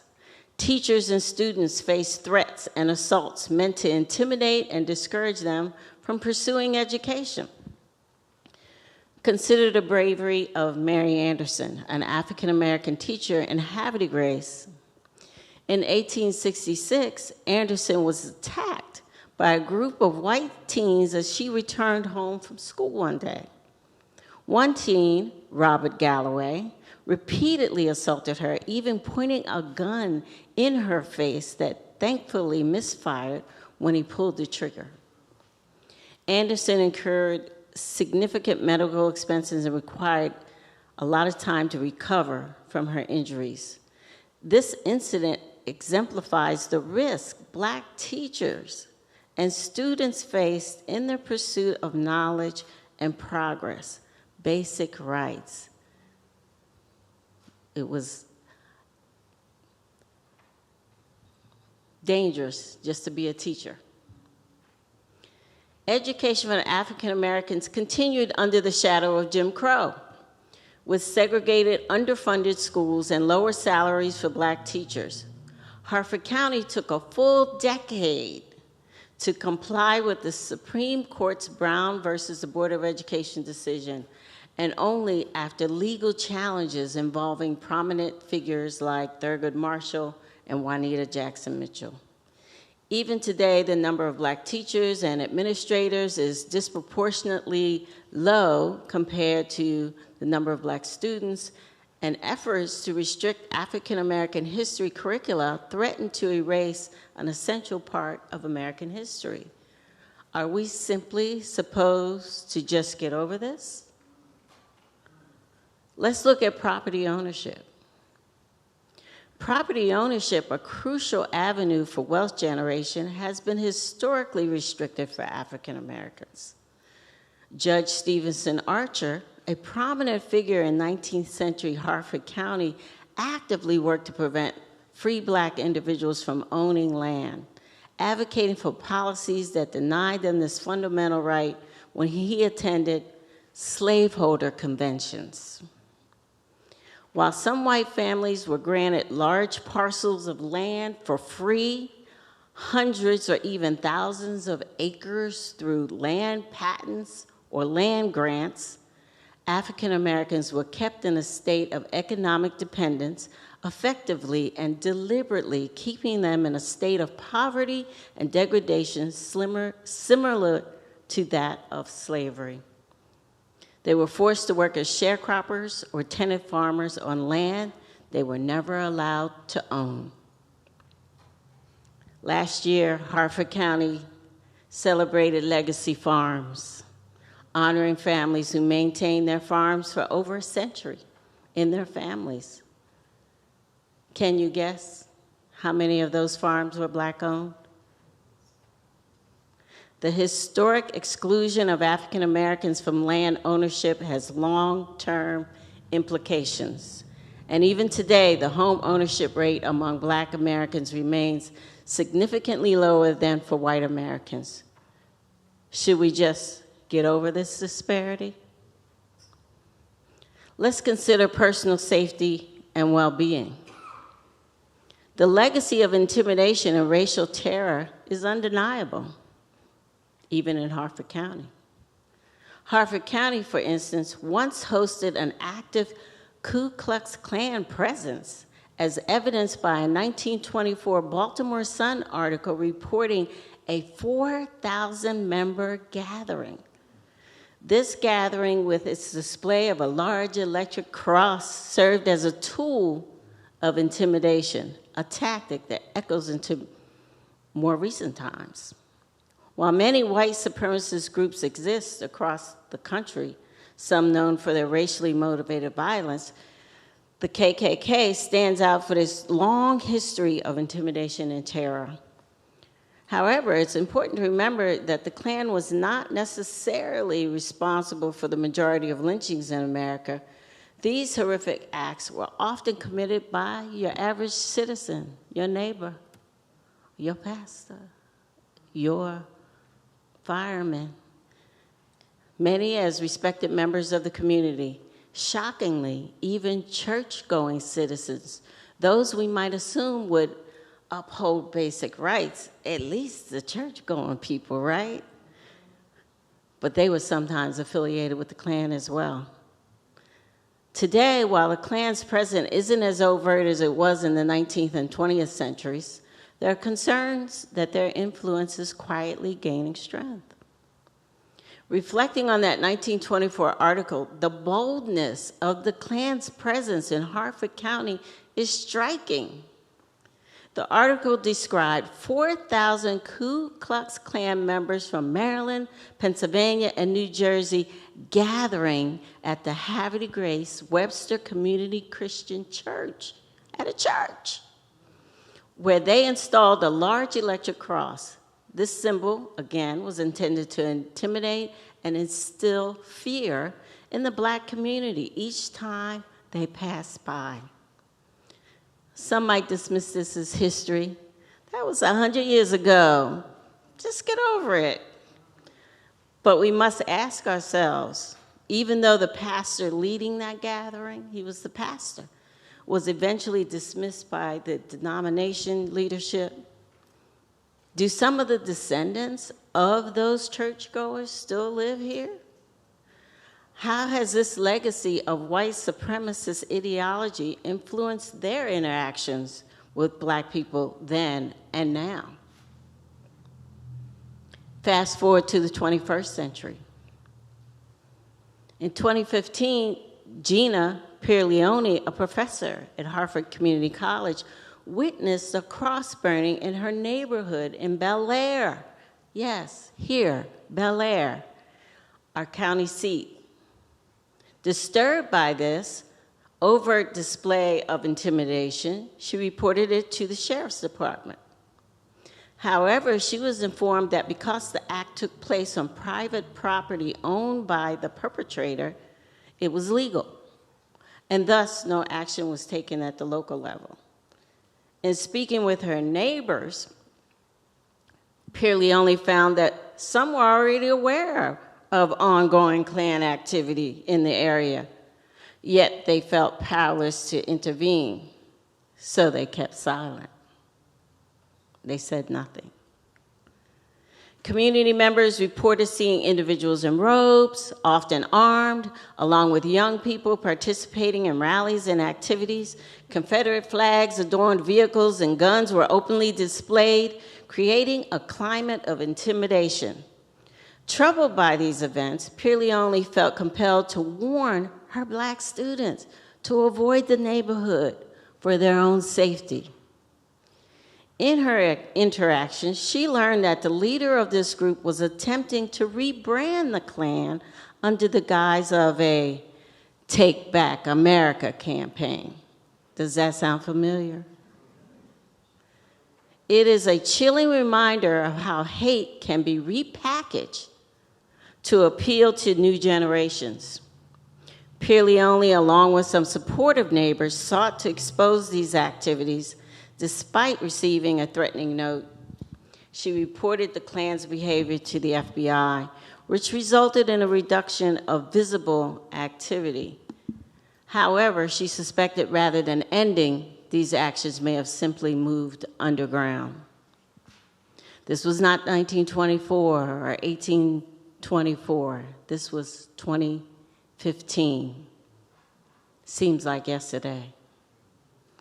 Open efforts to terrorize the Black community could erupt into violence at any time.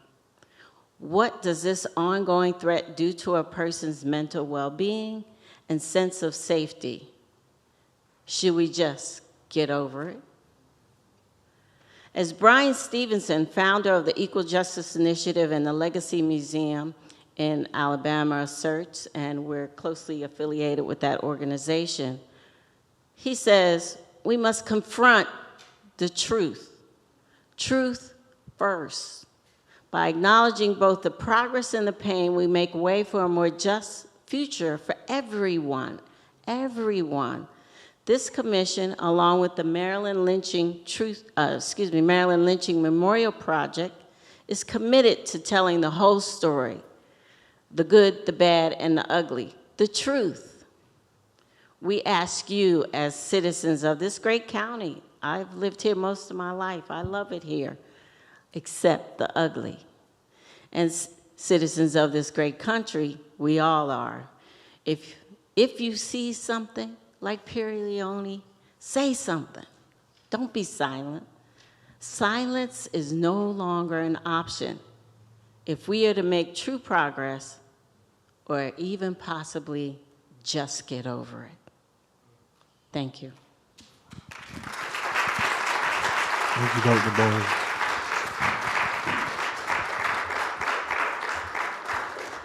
Thank you, Dr. Barnes, for that history lesson. I'd like to now invite up to speak Mr. Randy Getz, a direct descendant of Mr. Solomon and Mary Getz, who Dr. Tuzeau spoke about earlier.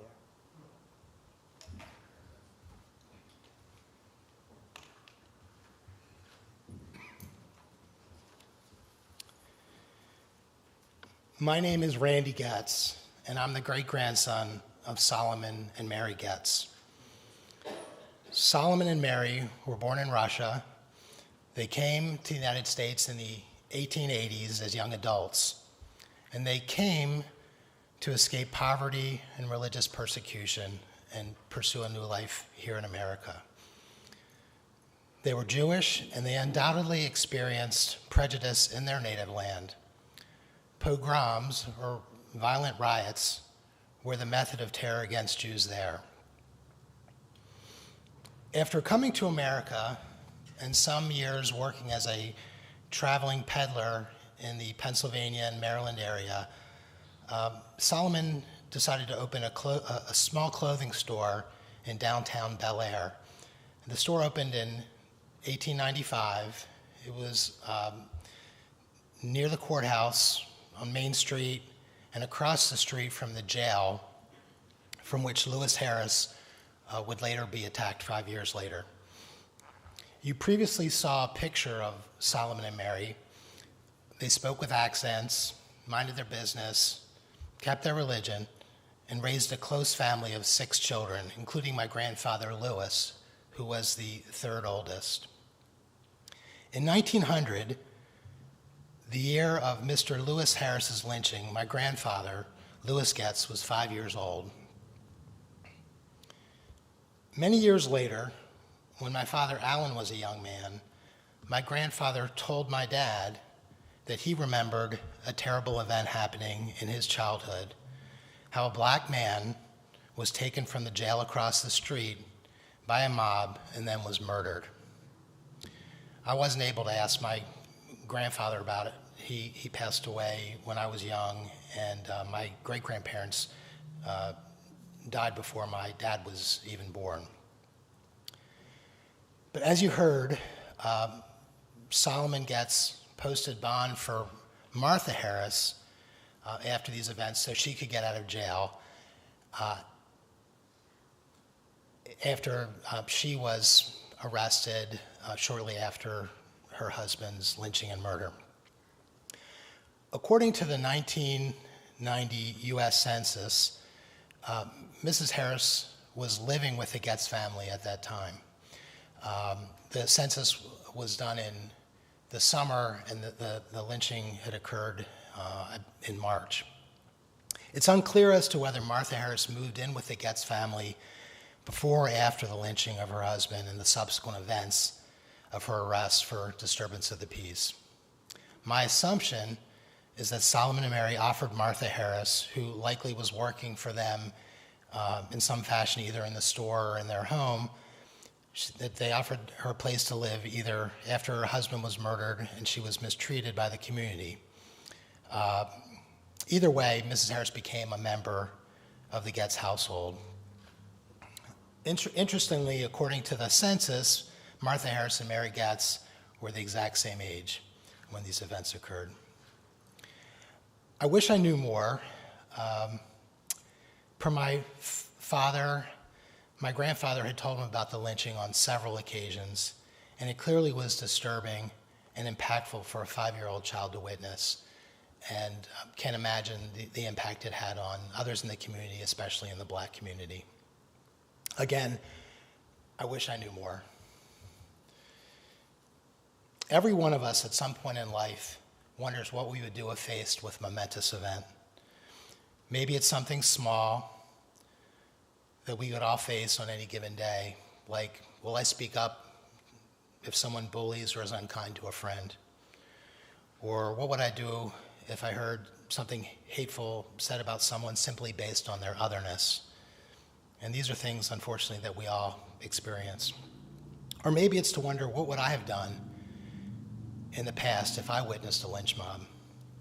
We would all like to think that we would do the right thing. As someone who grew up in Bel Air, I was shocked when I first learned that this peaceful, friendly, loving community that I grew up in had once been the stage for a lynching. If it could happen here, it could happen anywhere. And I don't honestly know what I would have done almost 120 years ago had I been around to live through those times. I can only hope that I would have been like my great-grandparents. May Lewis and Martha Harris rest in peace, and may their memories always be for a blessing.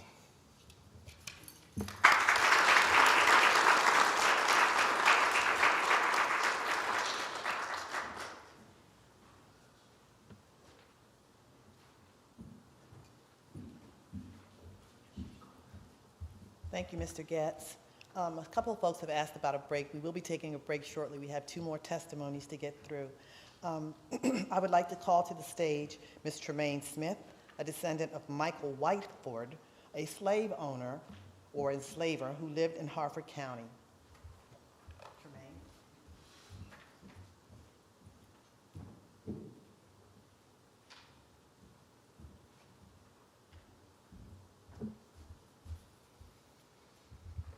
My name is Tremaine Smith, and I'm here to testify as a descendant of enslavers in Harford County. I'm testifying to the complicity of the white community in these known lynchings and their continuing impact. I'm nervous about anything that I say today because I know that when unspeakable harm has been done, it's extremely hard to say anything that can meet that harm. And there's a risk of causing further harm. I want to recognize that before I speak any words of acknowledgement, they can move towards actions of repair. What could possibly be enough to override the terror that we are addressing today? The trauma still deeply exists. So with an awareness that it can't be enough, I'm here to take responsibility for my ancestors' part in committing deep harm in Harford County. I offer profound apology for my ancestors' actions and way of life to all those impacted in the past and in the present. I don't know who, if any of my ancestors were present on July 22nd, 1868, when Isaac Moore was murdered by a lynch mob on Churchville Road. Or on October 2nd, 1869, when Jim Quinn was lynched 2 miles west of Jarrettville. Or on March 26, 1900, when Lewis Harris was hung and shot at the gate of the Archer Mansion. But as the newspaper clipping from 1900 reminds us, everybody knew of it. My ancestors lived nearby and were members of the white supremacist community that is implicated in these terroristic, illegal public acts.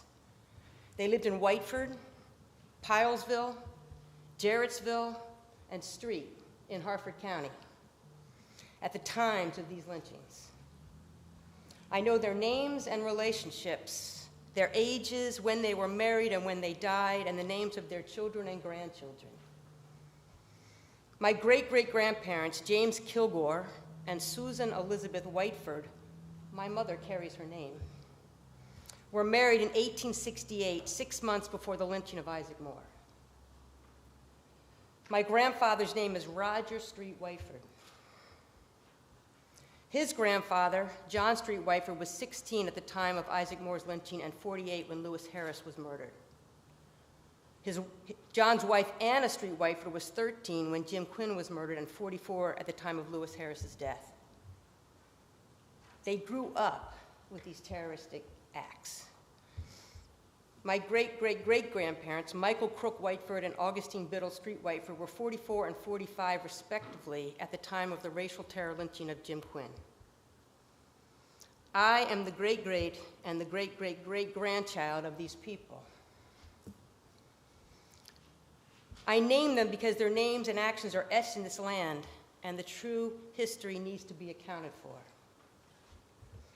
Over several years, my sister, brother, and I have made a descent into the painful realities of our cultural heritage of violence and hatred.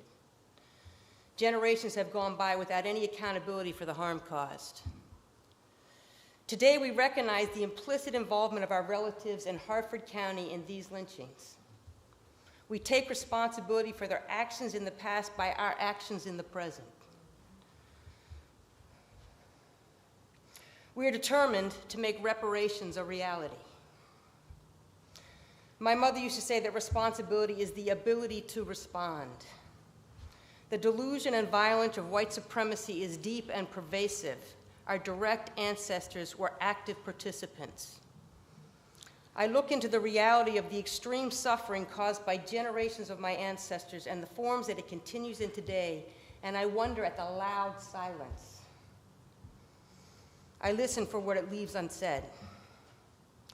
I realize that the present contains the past and the future. The possibility of making repair for my inheritance of ancestral harms lies in what I do now. I will cultivate words and actions that increase the truth in place of silence and false myths, that work towards building trust and that address the injustices built into the structures of our society. I have economic, educational, housing, employment, and physical and mental health gains that are a result of the white supremacy my ancestors practiced and upheld. The atrocities that we are facing here today show us how far the white community would go to strip the black community of basic human needs and rights and prevent them from achieving these same gains. I will do my part to address the violence, hatred, and delusion that my direct ancestors perpetrated that still lie in the collective consciousness of our society, so that future generations can experience more safety, well-being, economic gain, social, political, and legal justice. In 2022, I met my sister and my brother and his family in Bel Air for the remembrance ceremony and soil collection in honor of Isaac Moore, Jim Quinn, and Lewis Harris. After the ceremony, I drove around the areas I thought that my ancestors had lived. I felt a deep and strange feeling from the land itself. I wrote the following. It's called Original Location. I feel the stain today. It was there even when I didn't consciously feel it. Now it has risen from the depths where such truths are covered and lie rotting and stinking. It is here now, in my hand.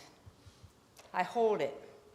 It feels heavy, yet it is dried out and dead. The fact is, it was never buried correctly. We didn't gather silently or speak words to each other in ceremony or acknowledge that what was alive and well is now dead and buried, and we are putting it in the earth. And we are putting it to rest in the earth and in ourselves. We didn't lay it in the ground, place handfuls of dirt over it, and weep. We didn't do this. Instead, like a white mob leaving the victim of their terror for all to see, it was there to keep us silent. And we were. It was like the bodies of ancestors whose spirits remain never put to rest. Our silence kept it buried alive as the stink followed us wherever we went. It didn't matter how far we removed ourselves from the original location. We couldn't get away from it. That original location, it ends up, is carried within us. Far and wide it is carried, hidden in many lives, until we stop. We have to stop. We are stopped by the sheer force of unacknowledged truth. We get knocked to our knees like we should have been at the original location. Some of our kin were perpetrators, some were behind-the-scenes supporters, some were bewildered, some hid in silent fear. Many just didn't speak or act for generations. Today it sits in our bellies and makes us stop. We return to the original location. We have to have the eyes and the stomach to see what was there. We have to have the courage and wisdom to see what is there now, what has remained, what form it's in the present moment. Weep, perform a proper burial. Gather together and lay that stinking decay in the ground and remember it. Make a marker stating who and what lies here so others can find their way to the location. Stand on the spot, read the words, and take into the belly the impact. We've marked the spot so others won't have to go searching. We gather there, remember, acknowledge, and turn to face a new future, carrying some of the soil with us to fuel our courage and conviction. Reverence is the nature of our love at this time. With a proper burial, which did not occur for so many victims of terror, we challenge the code of silence. We feel the weight in our bellies, and we do the work to restore humanity to us all. This we do today.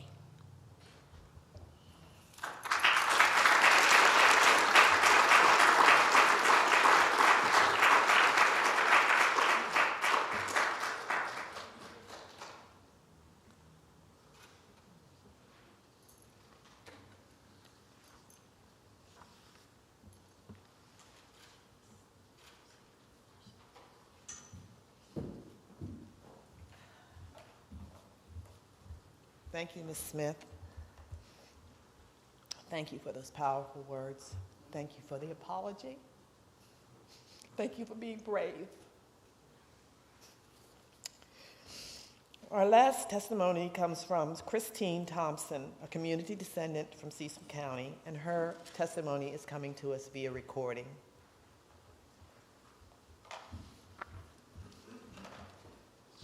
Good morning, everyone. My name is Christine Thompson, and I am president of Cecil Solidarity, which is a local grassroots organization committed to standing up for racial and social justice in Cecil County, Maryland, and beyond. I apologize of the look of this video. It's a little blurry from what I can see, so sorry about that. And also that I'm unable to be with you today in person, as I am celebrating a milestone birthday all month. For those that know me know I celebrate all month, and I'm just turned 40. But I am with you in spirit, and I hope that that comes across today on the video virtually. I appear before you today to provide testimony on the significant historical and current issues facing Cecil County, Maryland. My goal today is to shed light on the historical significance of our community and the pressing challenges we face in order to advocate for a meaningful change and a better way forward. As a lifelong resident of Cecil County, Maryland, born and raised, believe it or not, I would like to take a few minutes to again shed light on a particularly distressing chapter in Cecil County's history, the tragic and often overlooked legacy of lynching and racial terror, a harrowing reminder of the deep-seated racial violence and discrimination that has no doubt helped shape Cecil County's very unfortunate legacy. Historically, racism and hate crimes have been overlooked and underreported for a variety of reasons, but specifically in our county, I think, based on what I know to be true and what history has shown and the lack of being able to find information about lynchings in Cecil County, because journalists, previous historians prior to Mike Dixon, and I'll get to him in a second, hi Mike, heritage groups and others have really tried to erase the ugly truth about who Cecil County really is, and collectively what Cecil County actually stands for. And as we all know, if you didn't see it, as most people say, for yourself, then many will just assume that it didn't happen or will play ignorant if they hear about it because they didn't see it for themselves. And that's what's true here as well. And because of the lack of transparency from people that should have reported these things back in the day, and as we've gone on throughout our history in these last few decades in Cecil County, many people really have no clue truly about what our true history is here. There's a lot of rumors, people think, and conversations among certain communities of people, specifically people of color, but collectively across the board in Cecil County, people just truly have no clue about our history. And because, and when Mike Dixon, our beloved local historian, had wrote in his writings that this is called collective amnesia, which because of the collective amnesia, that lack of transparency has really perpetuated this ongoing cycle of discrimination and hate, and has impeded our ability to progress a better way forward and build a safer, more inclusive community for not just the few, but for us all.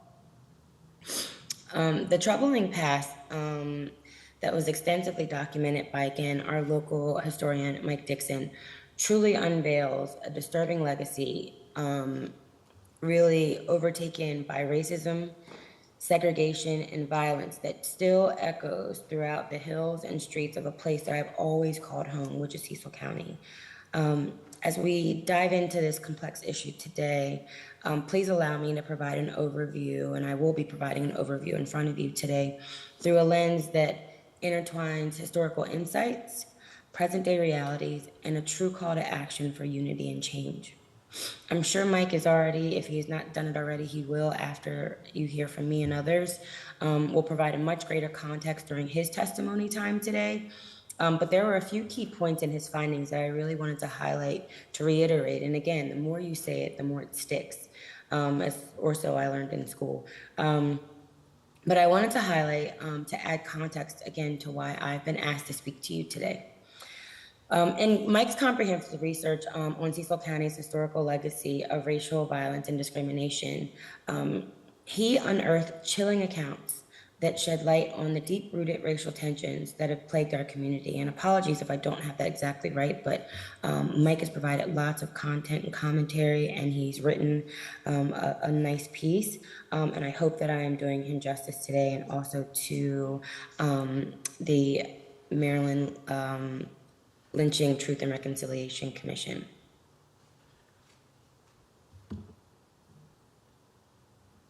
So back to that, in his comprehensive research, he has unearthed chilling accounts that shed light again on deeply rooted racial tensions that have plagued our community.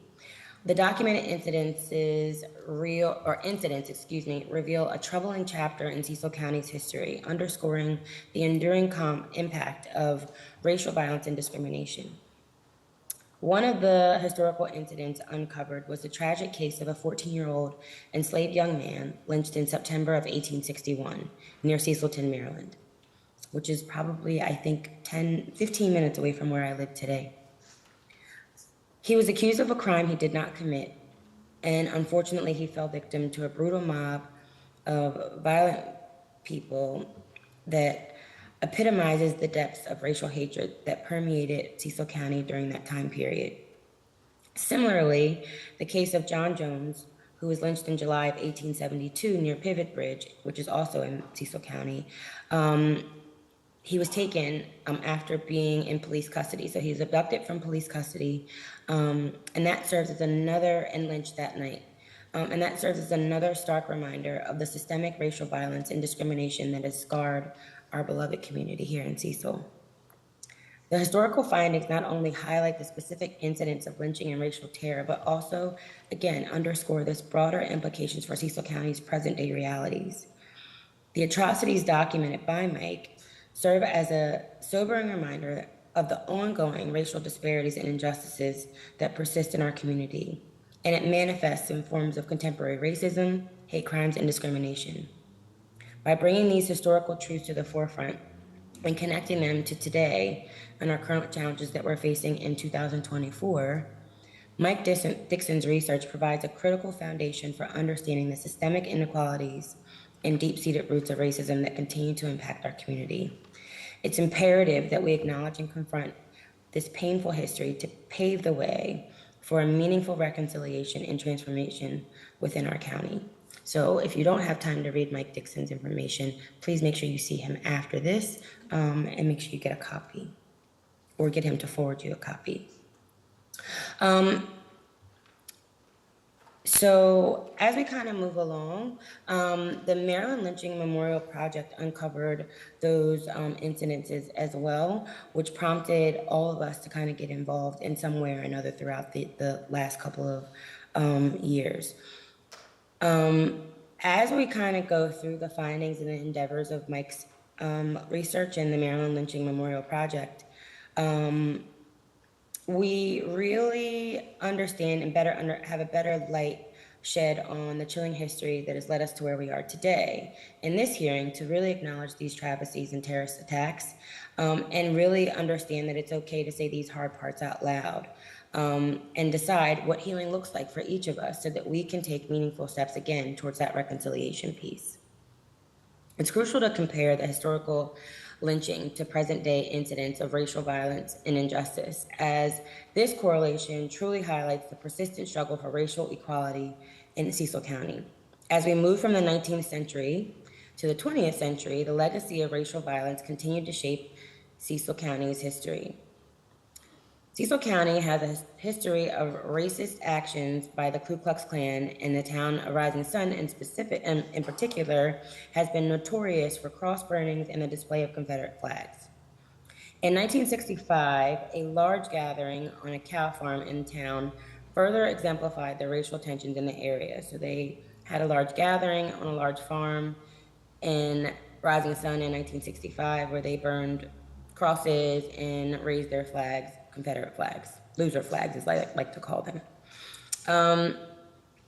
Furthermore, there was, and I'm talking through this as I kind of just give you sort of some of the incidents that were reported. And again, you'll notice a pattern that I'm able to chronicle a few, but not nearly all the ones that have taken place over these decades and decades and decades of time.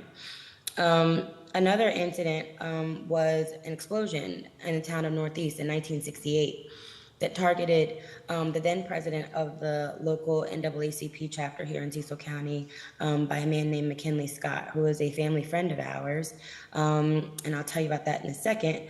But that really truly reflected that racial turmoil that we know now has always existed. Because again, we're speaking those unsavory truths out loud. And a fun fact, if you know my family, is Thompson's in Cecil County. Mr. McKinley Scott lived on the same hill as my grandparents.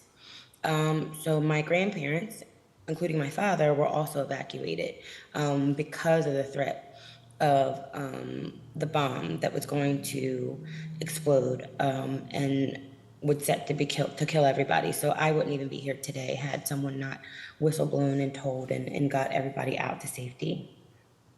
In 1993, another incident that holds near and dear to my heart, there were two members of the KKK, Chester Doles, if you're familiar with that name, and a guy by the name of Raymond Pearson. They viciously attacked a black man named Charles Peters in Elkton. And a little fun fact about that, Charles Peters actually is my childhood friend's father. And I remember when this happened because he was in the hospital for 2 months or more recovering. They almost killed him. But he was attacked because he was driving in a car with a white woman and was targeted specifically for being in the company of a white woman. And that was in 1993.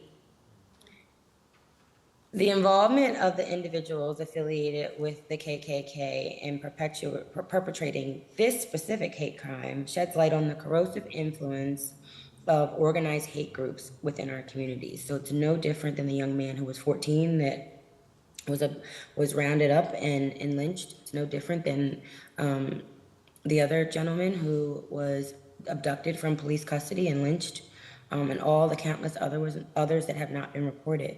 And it epitomizes the dangerous impacts of white supremacist ideologies and extremist beliefs on fostering division and perpetuating violence.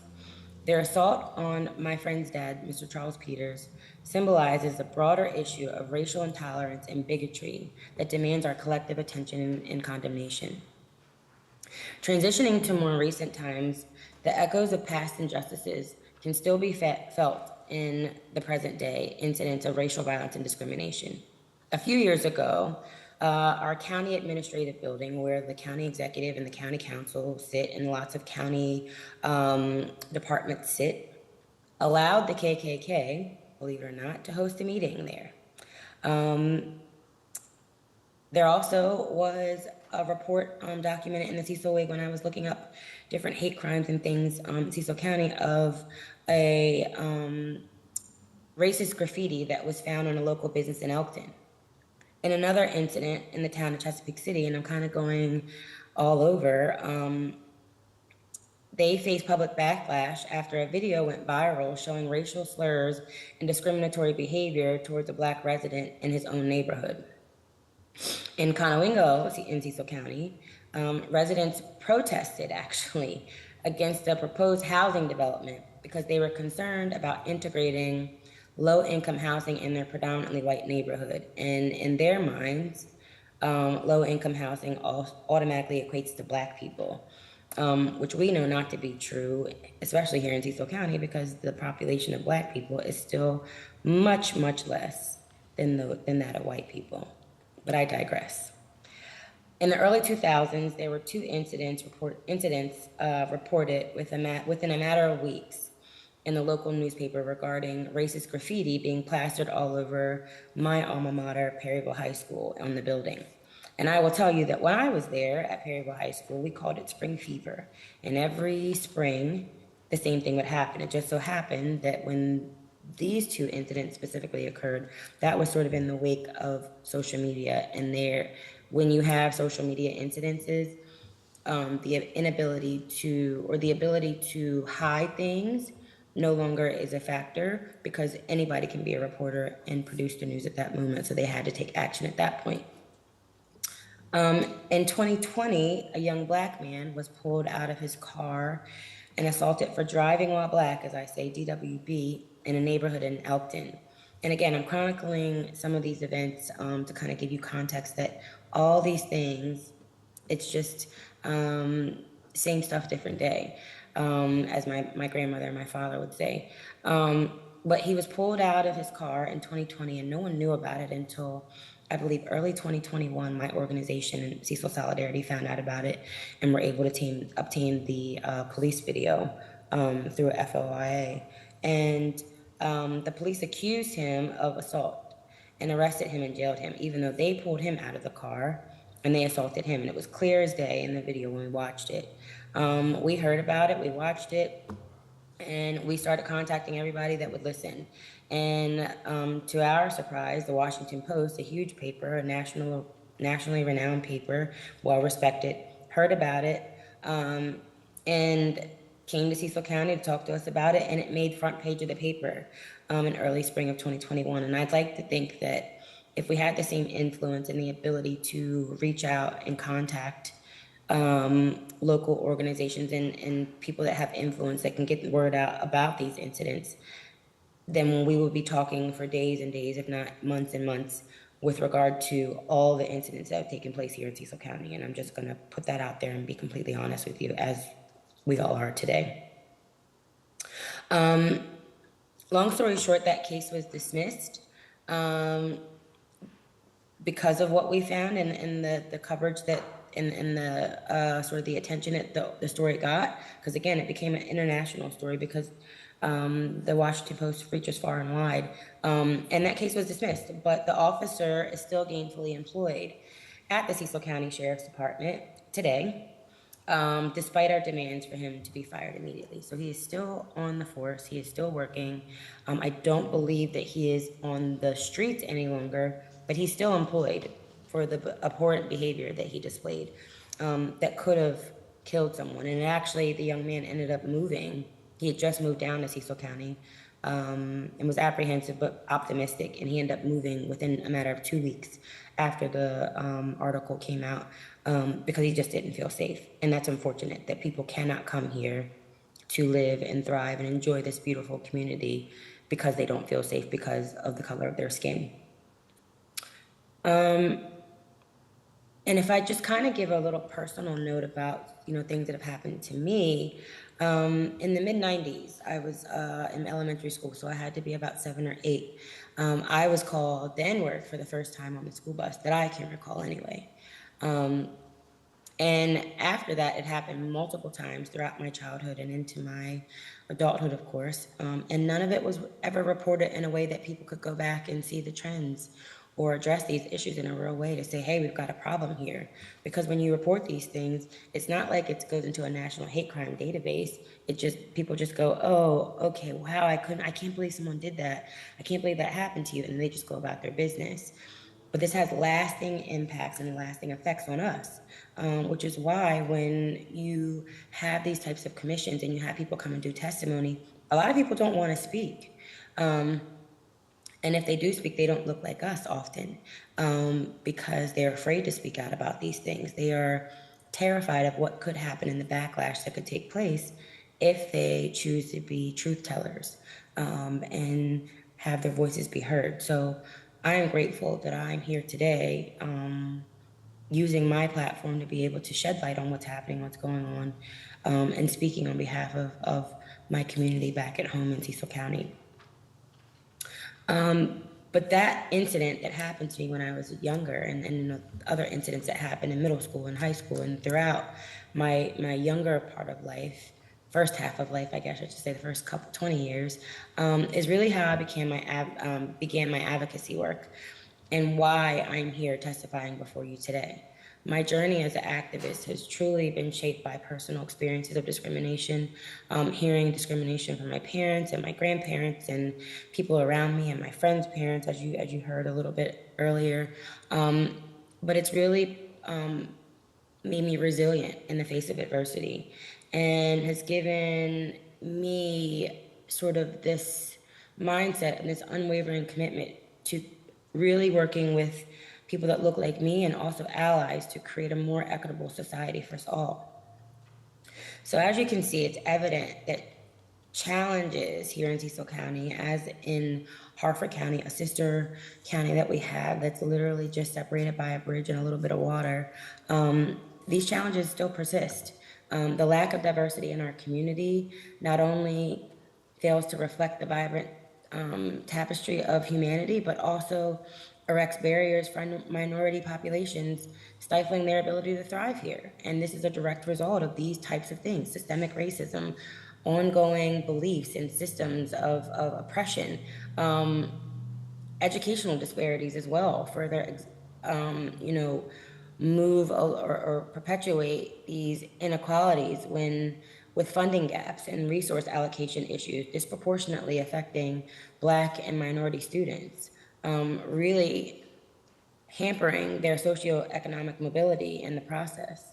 Additionally, the existence of sundown towns, like we talked about Rising Sun, which I went on Sundown Town website and it wasn't reported, which again, makes sense that it wasn't reported, but every single time that you come to Rising Sun or anybody comes to Cecil County, they know about Rising Sun.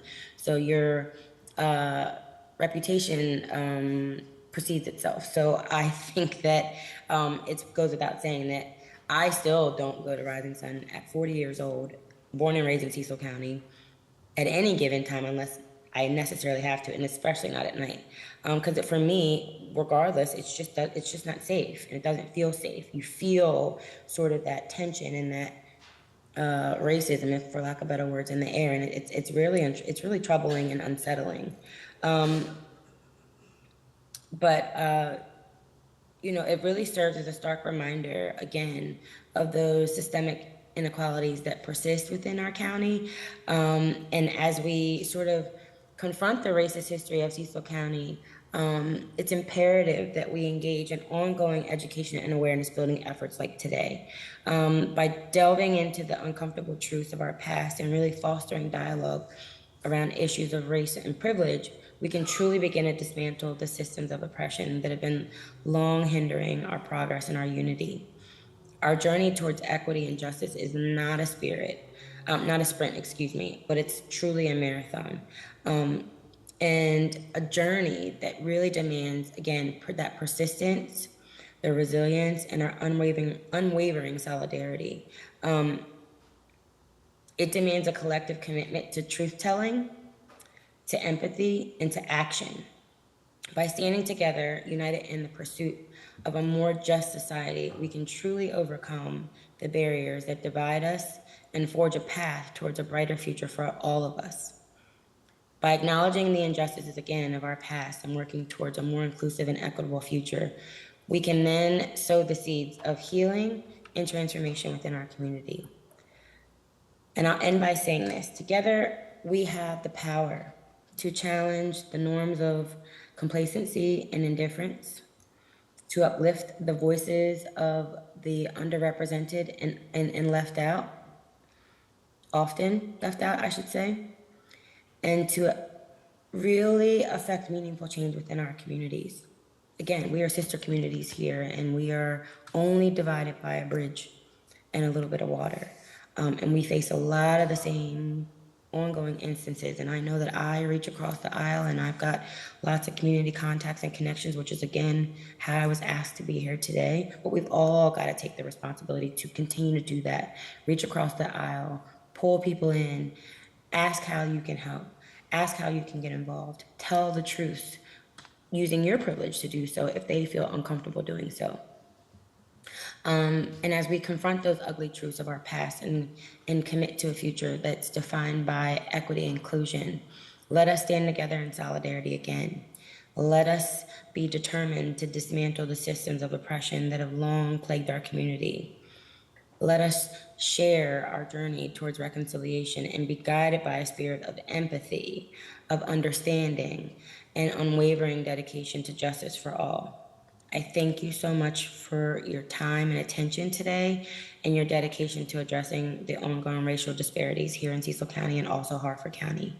Let us continue to stand together in pursuit of a more just and equitable Cecil for all people. Thank you again. Sorry I couldn't be there, but I look forward to working with you as we continue to tell these stories. Have a good one.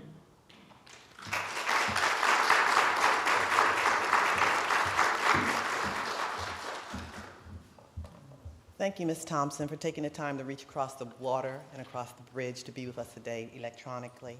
At this time, I'd like to turn the hearing back over to Vice Chair Chavis.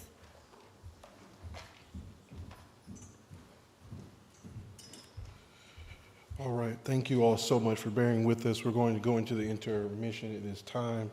But before we do so, I'd like to thank Dr. Barnes, Mr. Getz, Ms. Smith, Ms. Thompson for your testimonies today, and also Ms. Red Wallace for your thoughtful facilitation. I want to remind you all again that we have Living and Growing. Ms. Hester is there in the back for support. And also, Pastor, if you don't mind, if I take the liberty, but we have refreshments, I believe, outside, and we want to make sure that they don't end up in the sanctuary. All right, so thank you all again. We'll just take this time for 20 minutes for intermission, and we'll return to do the work of the commission. Thank you.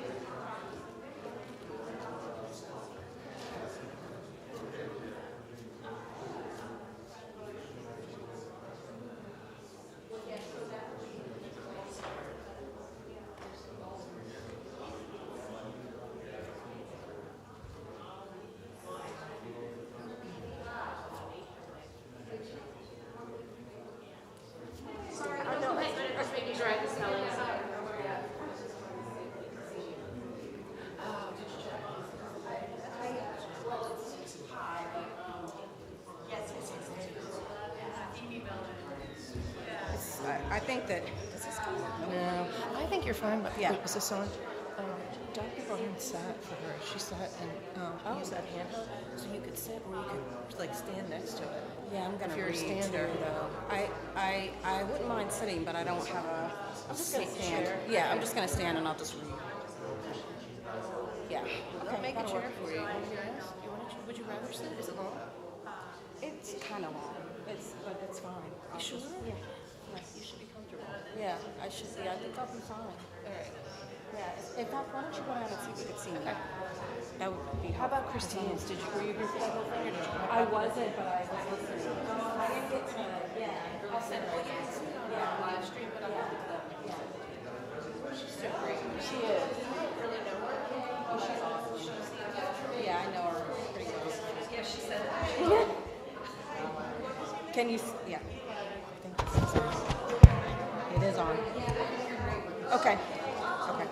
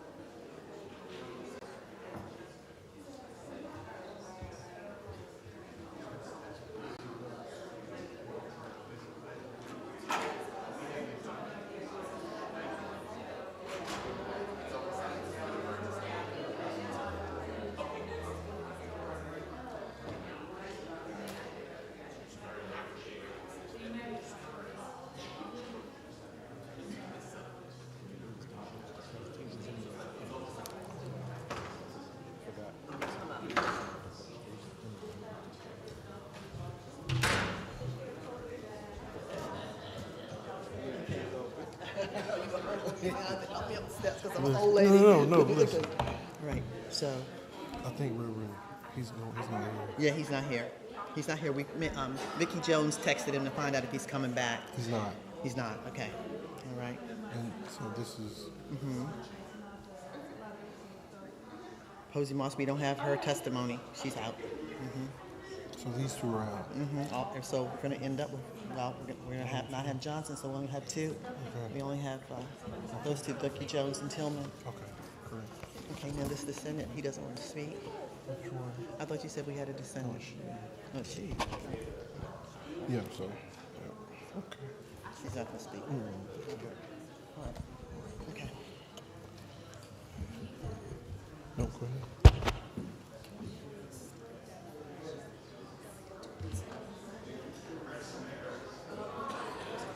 You want me to do that before record?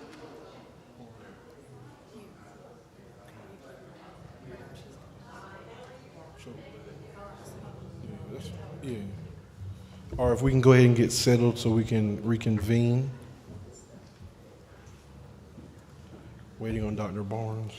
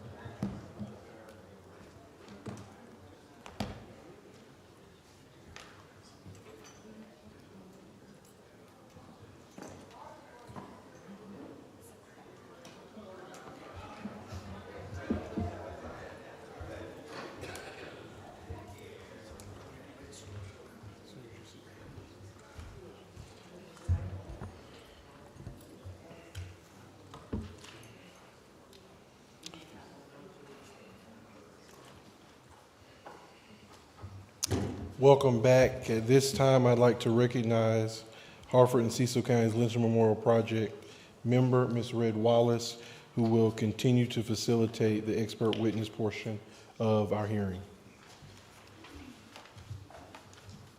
Thank you, Dr. Chavis.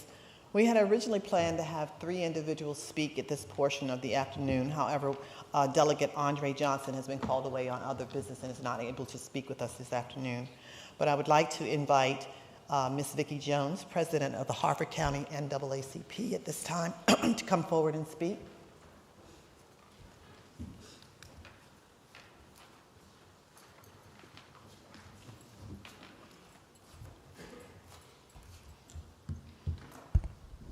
Thank you so much, and I'm honored to be here to speak with you today. As she mentioned, my name is Vicki Jones. I'm the president of the Harford County NAACP, and I am also a council person in the city of Havre de Grace. Lynching in this country is racialized violence that was used by mobs as a form of punishment and intimidation. Both historically and in the present, lynchings have left deep scars on communities and have had a lasting impact on how people feel and interact today. This type of violence not only affects its victims, but can be felt for generations, shaping collective memory, trust, identity, and mental health. This historical trauma can create a sense of inherited pain, distrust in law enforcement, and the justice system. Racialized violence includes police brutality, hate crimes, or institutional racism, and can exacerbate feelings of mistrust within affected communities. In addition, Black people may feel alienated from broader society, perceiving their safety, worth, and dignity aren't important to those in power. I see and hear this most often from Black men in Harford County, where the number of arrests of African Americans is disproportionate, as is the discipline of Black boys in the public school system. We have to ask ourselves why. How can this data be? We live in a county where 74% of the population is white. But then again, maybe that tells us why. There are historical biases in this county that contribute to the growth of racism in the form of stickers on light poles, the growth of hate groups, more aggressive responses and skepticism towards people of color, microaggressions, stereotypes, and just plain misinformation. Unfortunately, this led to the lynchings of the gentleman who brought us together here today, and I have no doubt it would still be happening if legal. Communities of color experience higher levels of stress, anxiety, depression, and post-traumatic stress disorder. The normalization of violence against Black people, perpetuates feelings of hopelessness and leads to generational cycles of trauma where children inherit the emotional burdens of their ancestors. As a response to racialized violence nationally and in this community, powerful movements for change have been ignited, like community-led efforts to address and dismantle systematic racism, advocacy for policy reform, and a challenge for cultural narratives of white supremacy. All we want is for a more equitable society and for it not to continually be met with resistance. So what does that mean? What is the resolution? What can be done now? Making up for racial violence against Black people is a long-term commitment that involves justice, equity, and healing. I'm going to share with you several steps that can be taken today to address and counter the legacy of racial violence. Acknowledge the past openly. Honest educational discussions about the history of racial violence, slavery, segregation, and systematic racism in schools, the media, and government institutions should support accurate education and recognition of Black history, including the impact of violence and discrimination. Individual education and reflection is also key. Redistribute wealth and resources, including support reparations. Advocating for and supporting reparations can provide tangible compensation for this historical suffering. This may include financial reparations, land restitution, educational funding, healthcare, and other resources directed to Black communities. I spoke recently to a woman who said her church had set up a reparations fund, raising $1 million to give back each year to Black-owned businesses to help them grow and increase. Implement policy changes. We have to better address systematic racism in housing, education, healthcare, and the justice system. Policies such as affordable housing programs, including changing the perception of what that means, equitable educational funding, including helping the public to better understand what equity means, police reform, continued guardrails around the power of police, and criminal justice reform. Invest in Black communities. Direct investment in Black-owned businesses, schools, and healthcare services helps close economic and social gaps created by generations of discrimination and violence. Recently in this county, we stood up a Black philanthropic giving circle to try to make a difference. This is not a circle just for Black people. All people have to contribute and should be encouraged to do so.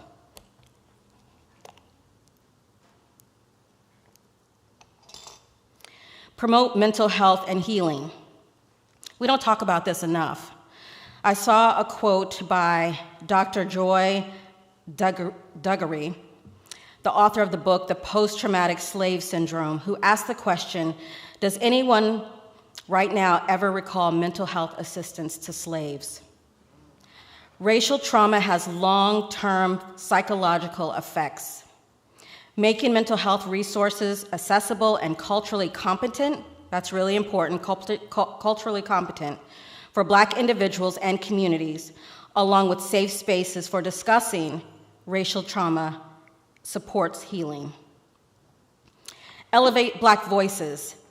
Positions of power, both in positions of power and in storytelling, helps ensure that decision-making reflects the needs and experiences of Black people. Identify and uplift Black artists, writers, leaders, and creators contributes to cultural empowerment and awareness. These stories are valid, they are important, and they are an integral part of our country. Advocate for accountability. Ensuring that perpetrators of racial violence and discrimination are held accountable within the legal system is crucial for justice. This involves both historical accountability and making sure current systems address and reduce racially motivated violence and discrimination. Remove those statues and the names of individuals off buildings and boardrooms who supported and gained wealth as a result of racial violence. These are symbols of intimidation and trauma. Build community solidarity, strengthening cross-community solidarity and alliances with Black communities against all forms of racism and violence helps foster broader social change.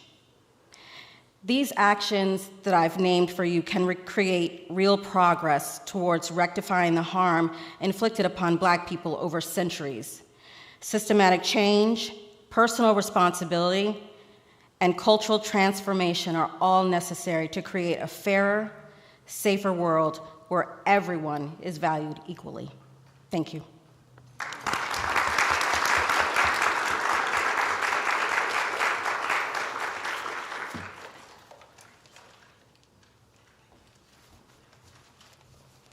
Thank you, Ms. Jones. I would now like to invite to the podium Reverend Dr. Marlon Tillman, the lead pastor here at Ames United Methodist Church. Dr. Tillman.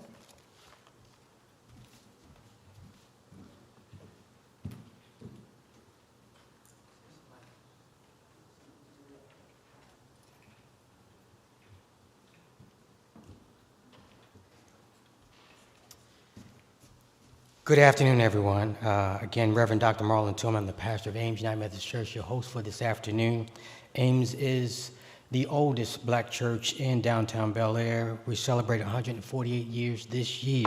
So I'm thankful for God that we're still in the house, as they say. Amen? You are in the church, so you're going to hear me say amen at least a few times. All right? Just a few things. Here it is. So I'm here representing not only my church, but also Bridge Maryland Incorporated and the Racial Justice Alliance of Maryland. Both of these organizations stand for the values that make us who we are, values of love, compassion, empathy, and this sense of justice throughout our communities. And so as I speak today, I'm speaking from that lens that in order for us to really affect change, we need to remember one significant thing. And that is this: the only thing necessary for evil to exist is for good people to do nothing. Let me say that again. The only thing necessary for evil to exist is for good people to do nothing. And so, as Dr. Barnes was sharing the history of the lynching piece, every time she talked about the church, she looked at me.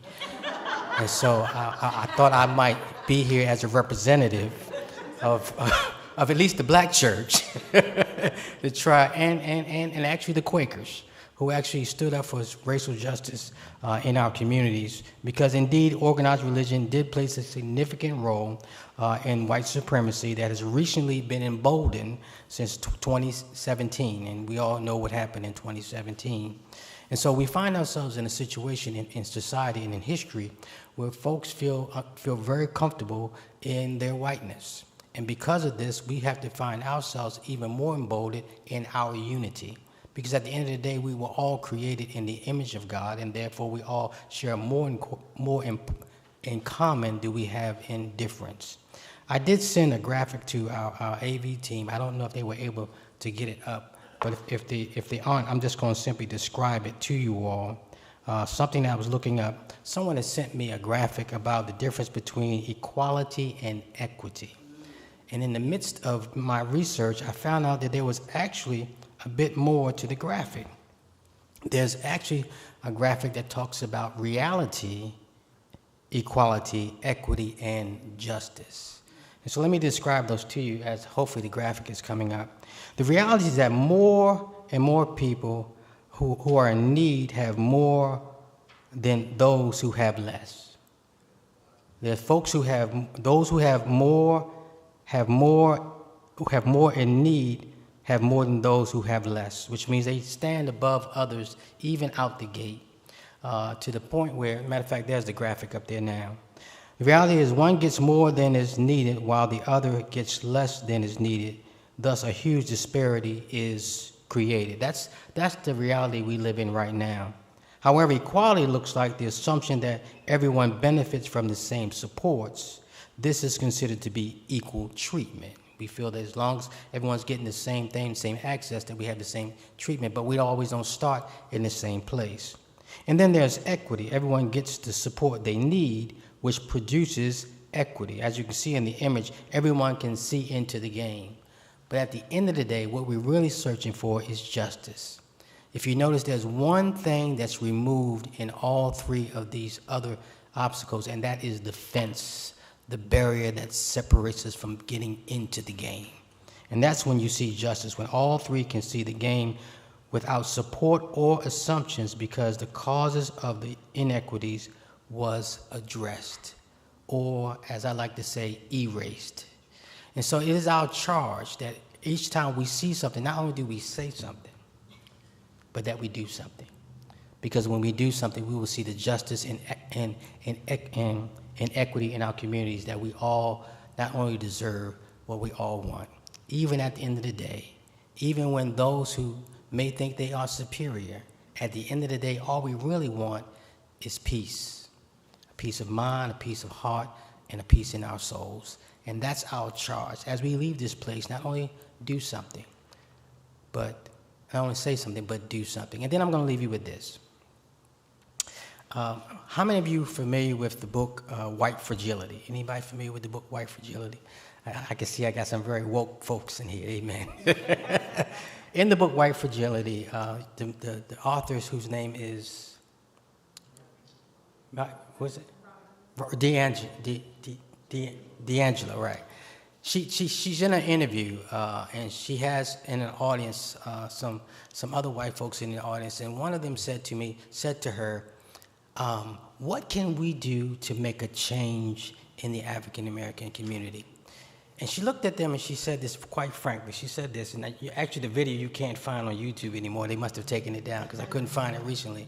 But in the YouTube video, she says, you look like a reasonably intelligent, educated, and quite frank, knowledgeable person.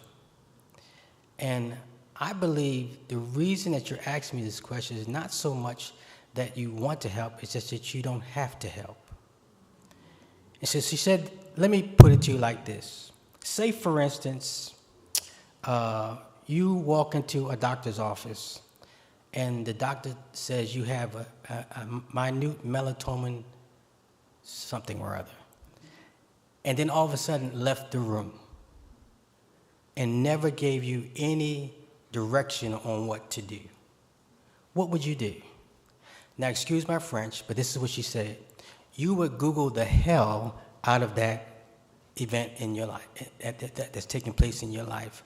So at the end of the day, it's not so much that you don't know what to do, it's just that you don't care enough to do something about it. That's our charge, to care enough to do something about it, because at the end of the day, we're all united under one umbrella, and that umbrella is love. God bless you.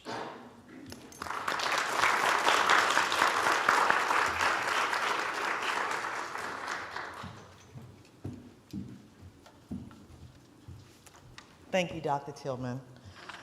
And at this point, I'd like to turn the proceedings back over to our chair.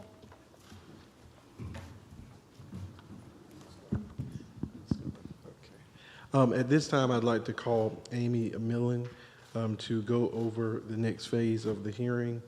And Amy serves as our commission's logistics chair. Thank you so much, Commissioner Millen. Thank you. I'm going to reiterate some of the comments I made at the start of the hearing. Comments and questions may be provided via email to MLTRC@maryland.gov, on paper provided. That Trish, do you have? Okay, we do not have paper available, so you are welcome to come.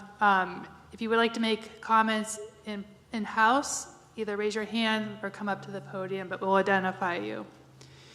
Please provide your name and organizational affiliation, if any, and limit your comment or question to no more than 3 sentences. Questions and comments may be limited to the topic of discussion for today's hearing. If your comment or question is off topic, it will not be included in the hearing. Comments and questions should be presented with decorum and the respect appropriate for conducting this public hearing. Any comments or questions containing obscene language or language inciting imminent violence will not be addressed.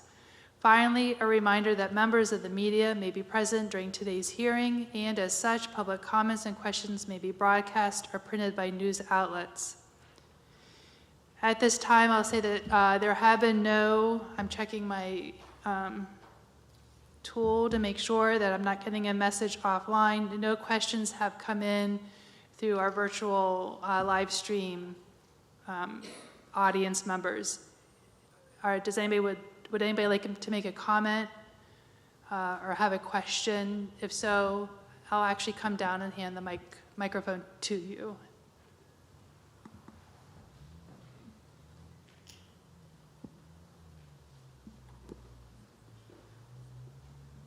Please state your first, last name, and if you're affiliated with the organization, then your question. Hi, so good afternoon, everyone. My name is Stephanie Franklin. I am the president and CEO of the Franklin Law Group and also a member of the Reconciliation Subcommittee with the Maryland Lynching Truth and Reconciliation Commission. And thank you for giving me the opportunity to make a public comment. And so the public comment is with respect to the recommendations that were suggested by Ms. Jones. And so I want to thank Ms. Jones for those recommendations, and I have two comments regarding that. The first one is, I want to be very clear that reparations is only cash payments. That's it. Anything else is a policy recommendation or policy recommendations that can be very appropriate in this sense, but reparations as defined is only cash distribution. So language is very important as we're in this endeavor, and I think that that needs to be noted.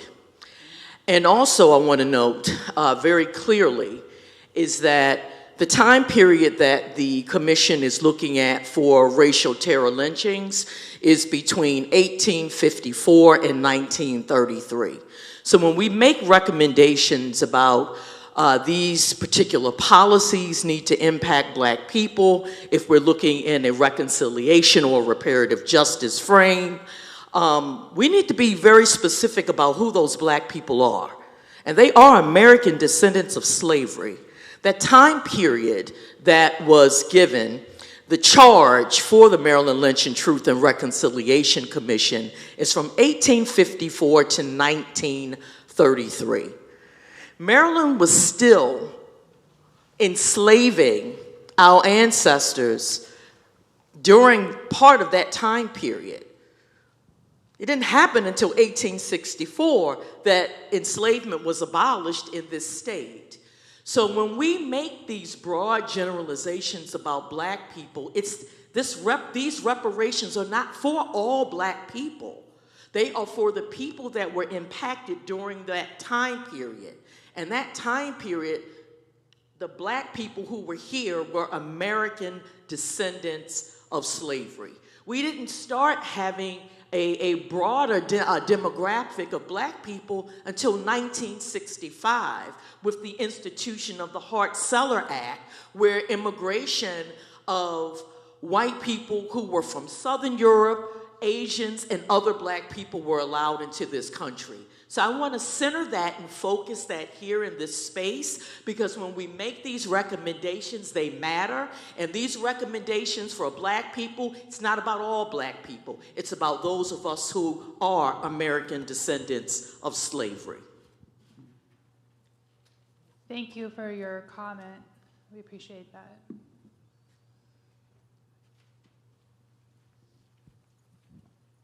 Reverend Tillman. Thank you. I emailed this to you, but I might as well put it in the public atmosphere.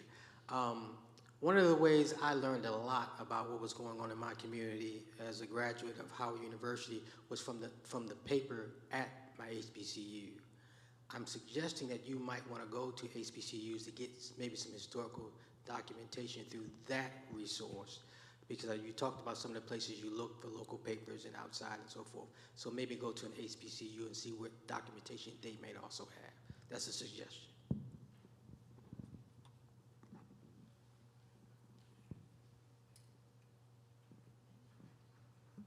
Good afternoon. My name is Dr. Lydia Williams. I'm the interim director of the Water's Edge Museum in Oxford on the Eastern Shore, beautiful Oxford. And this woman spoke so eloquently about the descendants, the direct descendants of slaves. The Water's Edge Museum was founded to honor the founding Black families of the U.S. We started just with the Eastern Shore until we realized there are no museums dedicated to the Black settlement towns that were all over this country. I grew up in Talbot County. There were 3 near me, and I went to school with their descendants. Had no idea until this museum came along, and I became fortunate enough to be interim director. I'm retired, so I don't want to work full time, but but this is lost history. This is history that no one's considering. Those Black settlement towns enabled our ancestor to survive.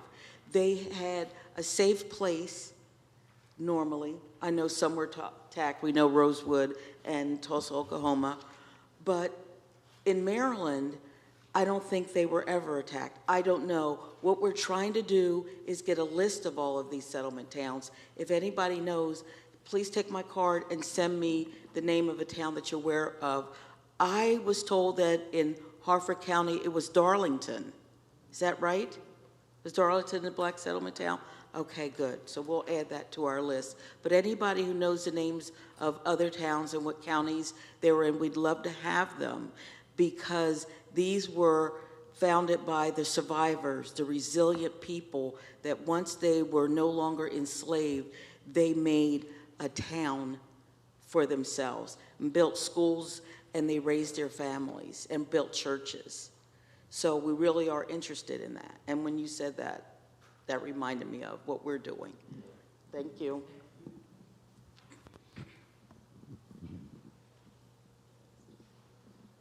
Other questions, comments?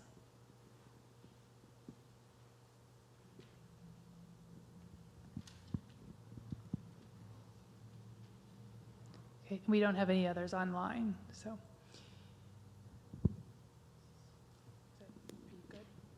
So at this time, that concludes the public comments portion of the hearing, and I turn it back over to Vice Chair Chavis.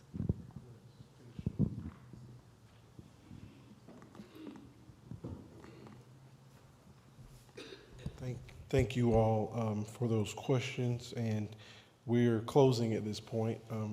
We're ending a little earlier than planned, but at this time I'd like to again recognize Pastor of this beautiful congregation here and thanking you, Dr. Tillman, for sharing your church, also event stream team, our ASL interpreters, and all of those who shared their testimony.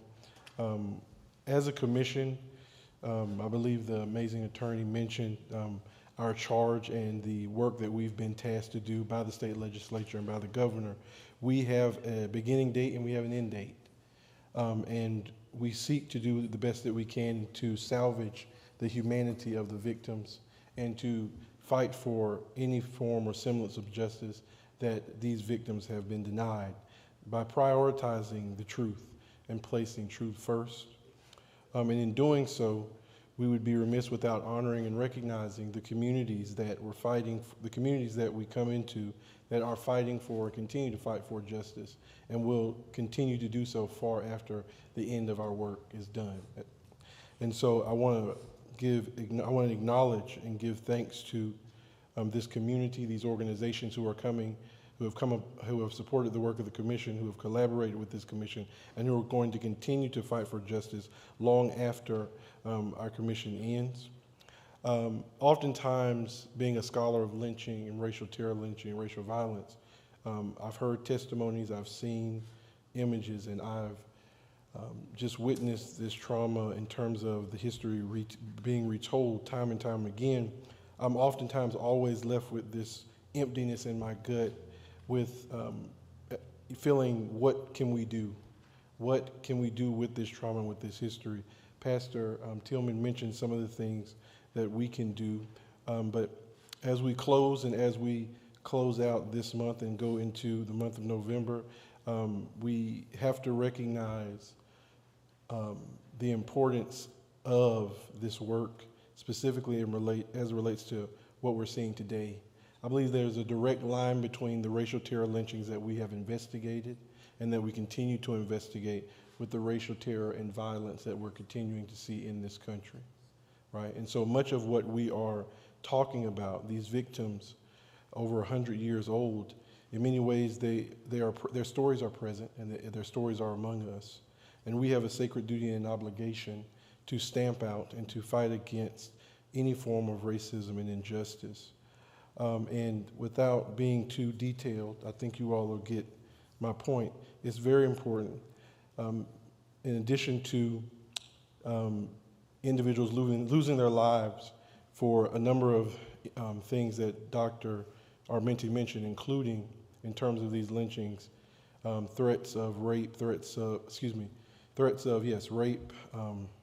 charges of rape, charges of theft, even stepping on the sidewalk or looking a white person in the eye.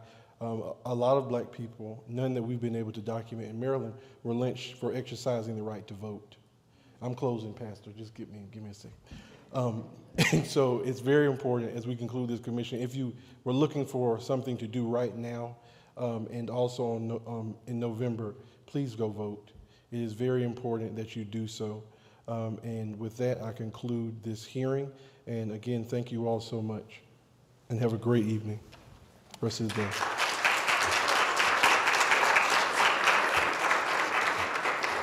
Oh, and officially I accept the testimony that has been presented before the commission. Thank you.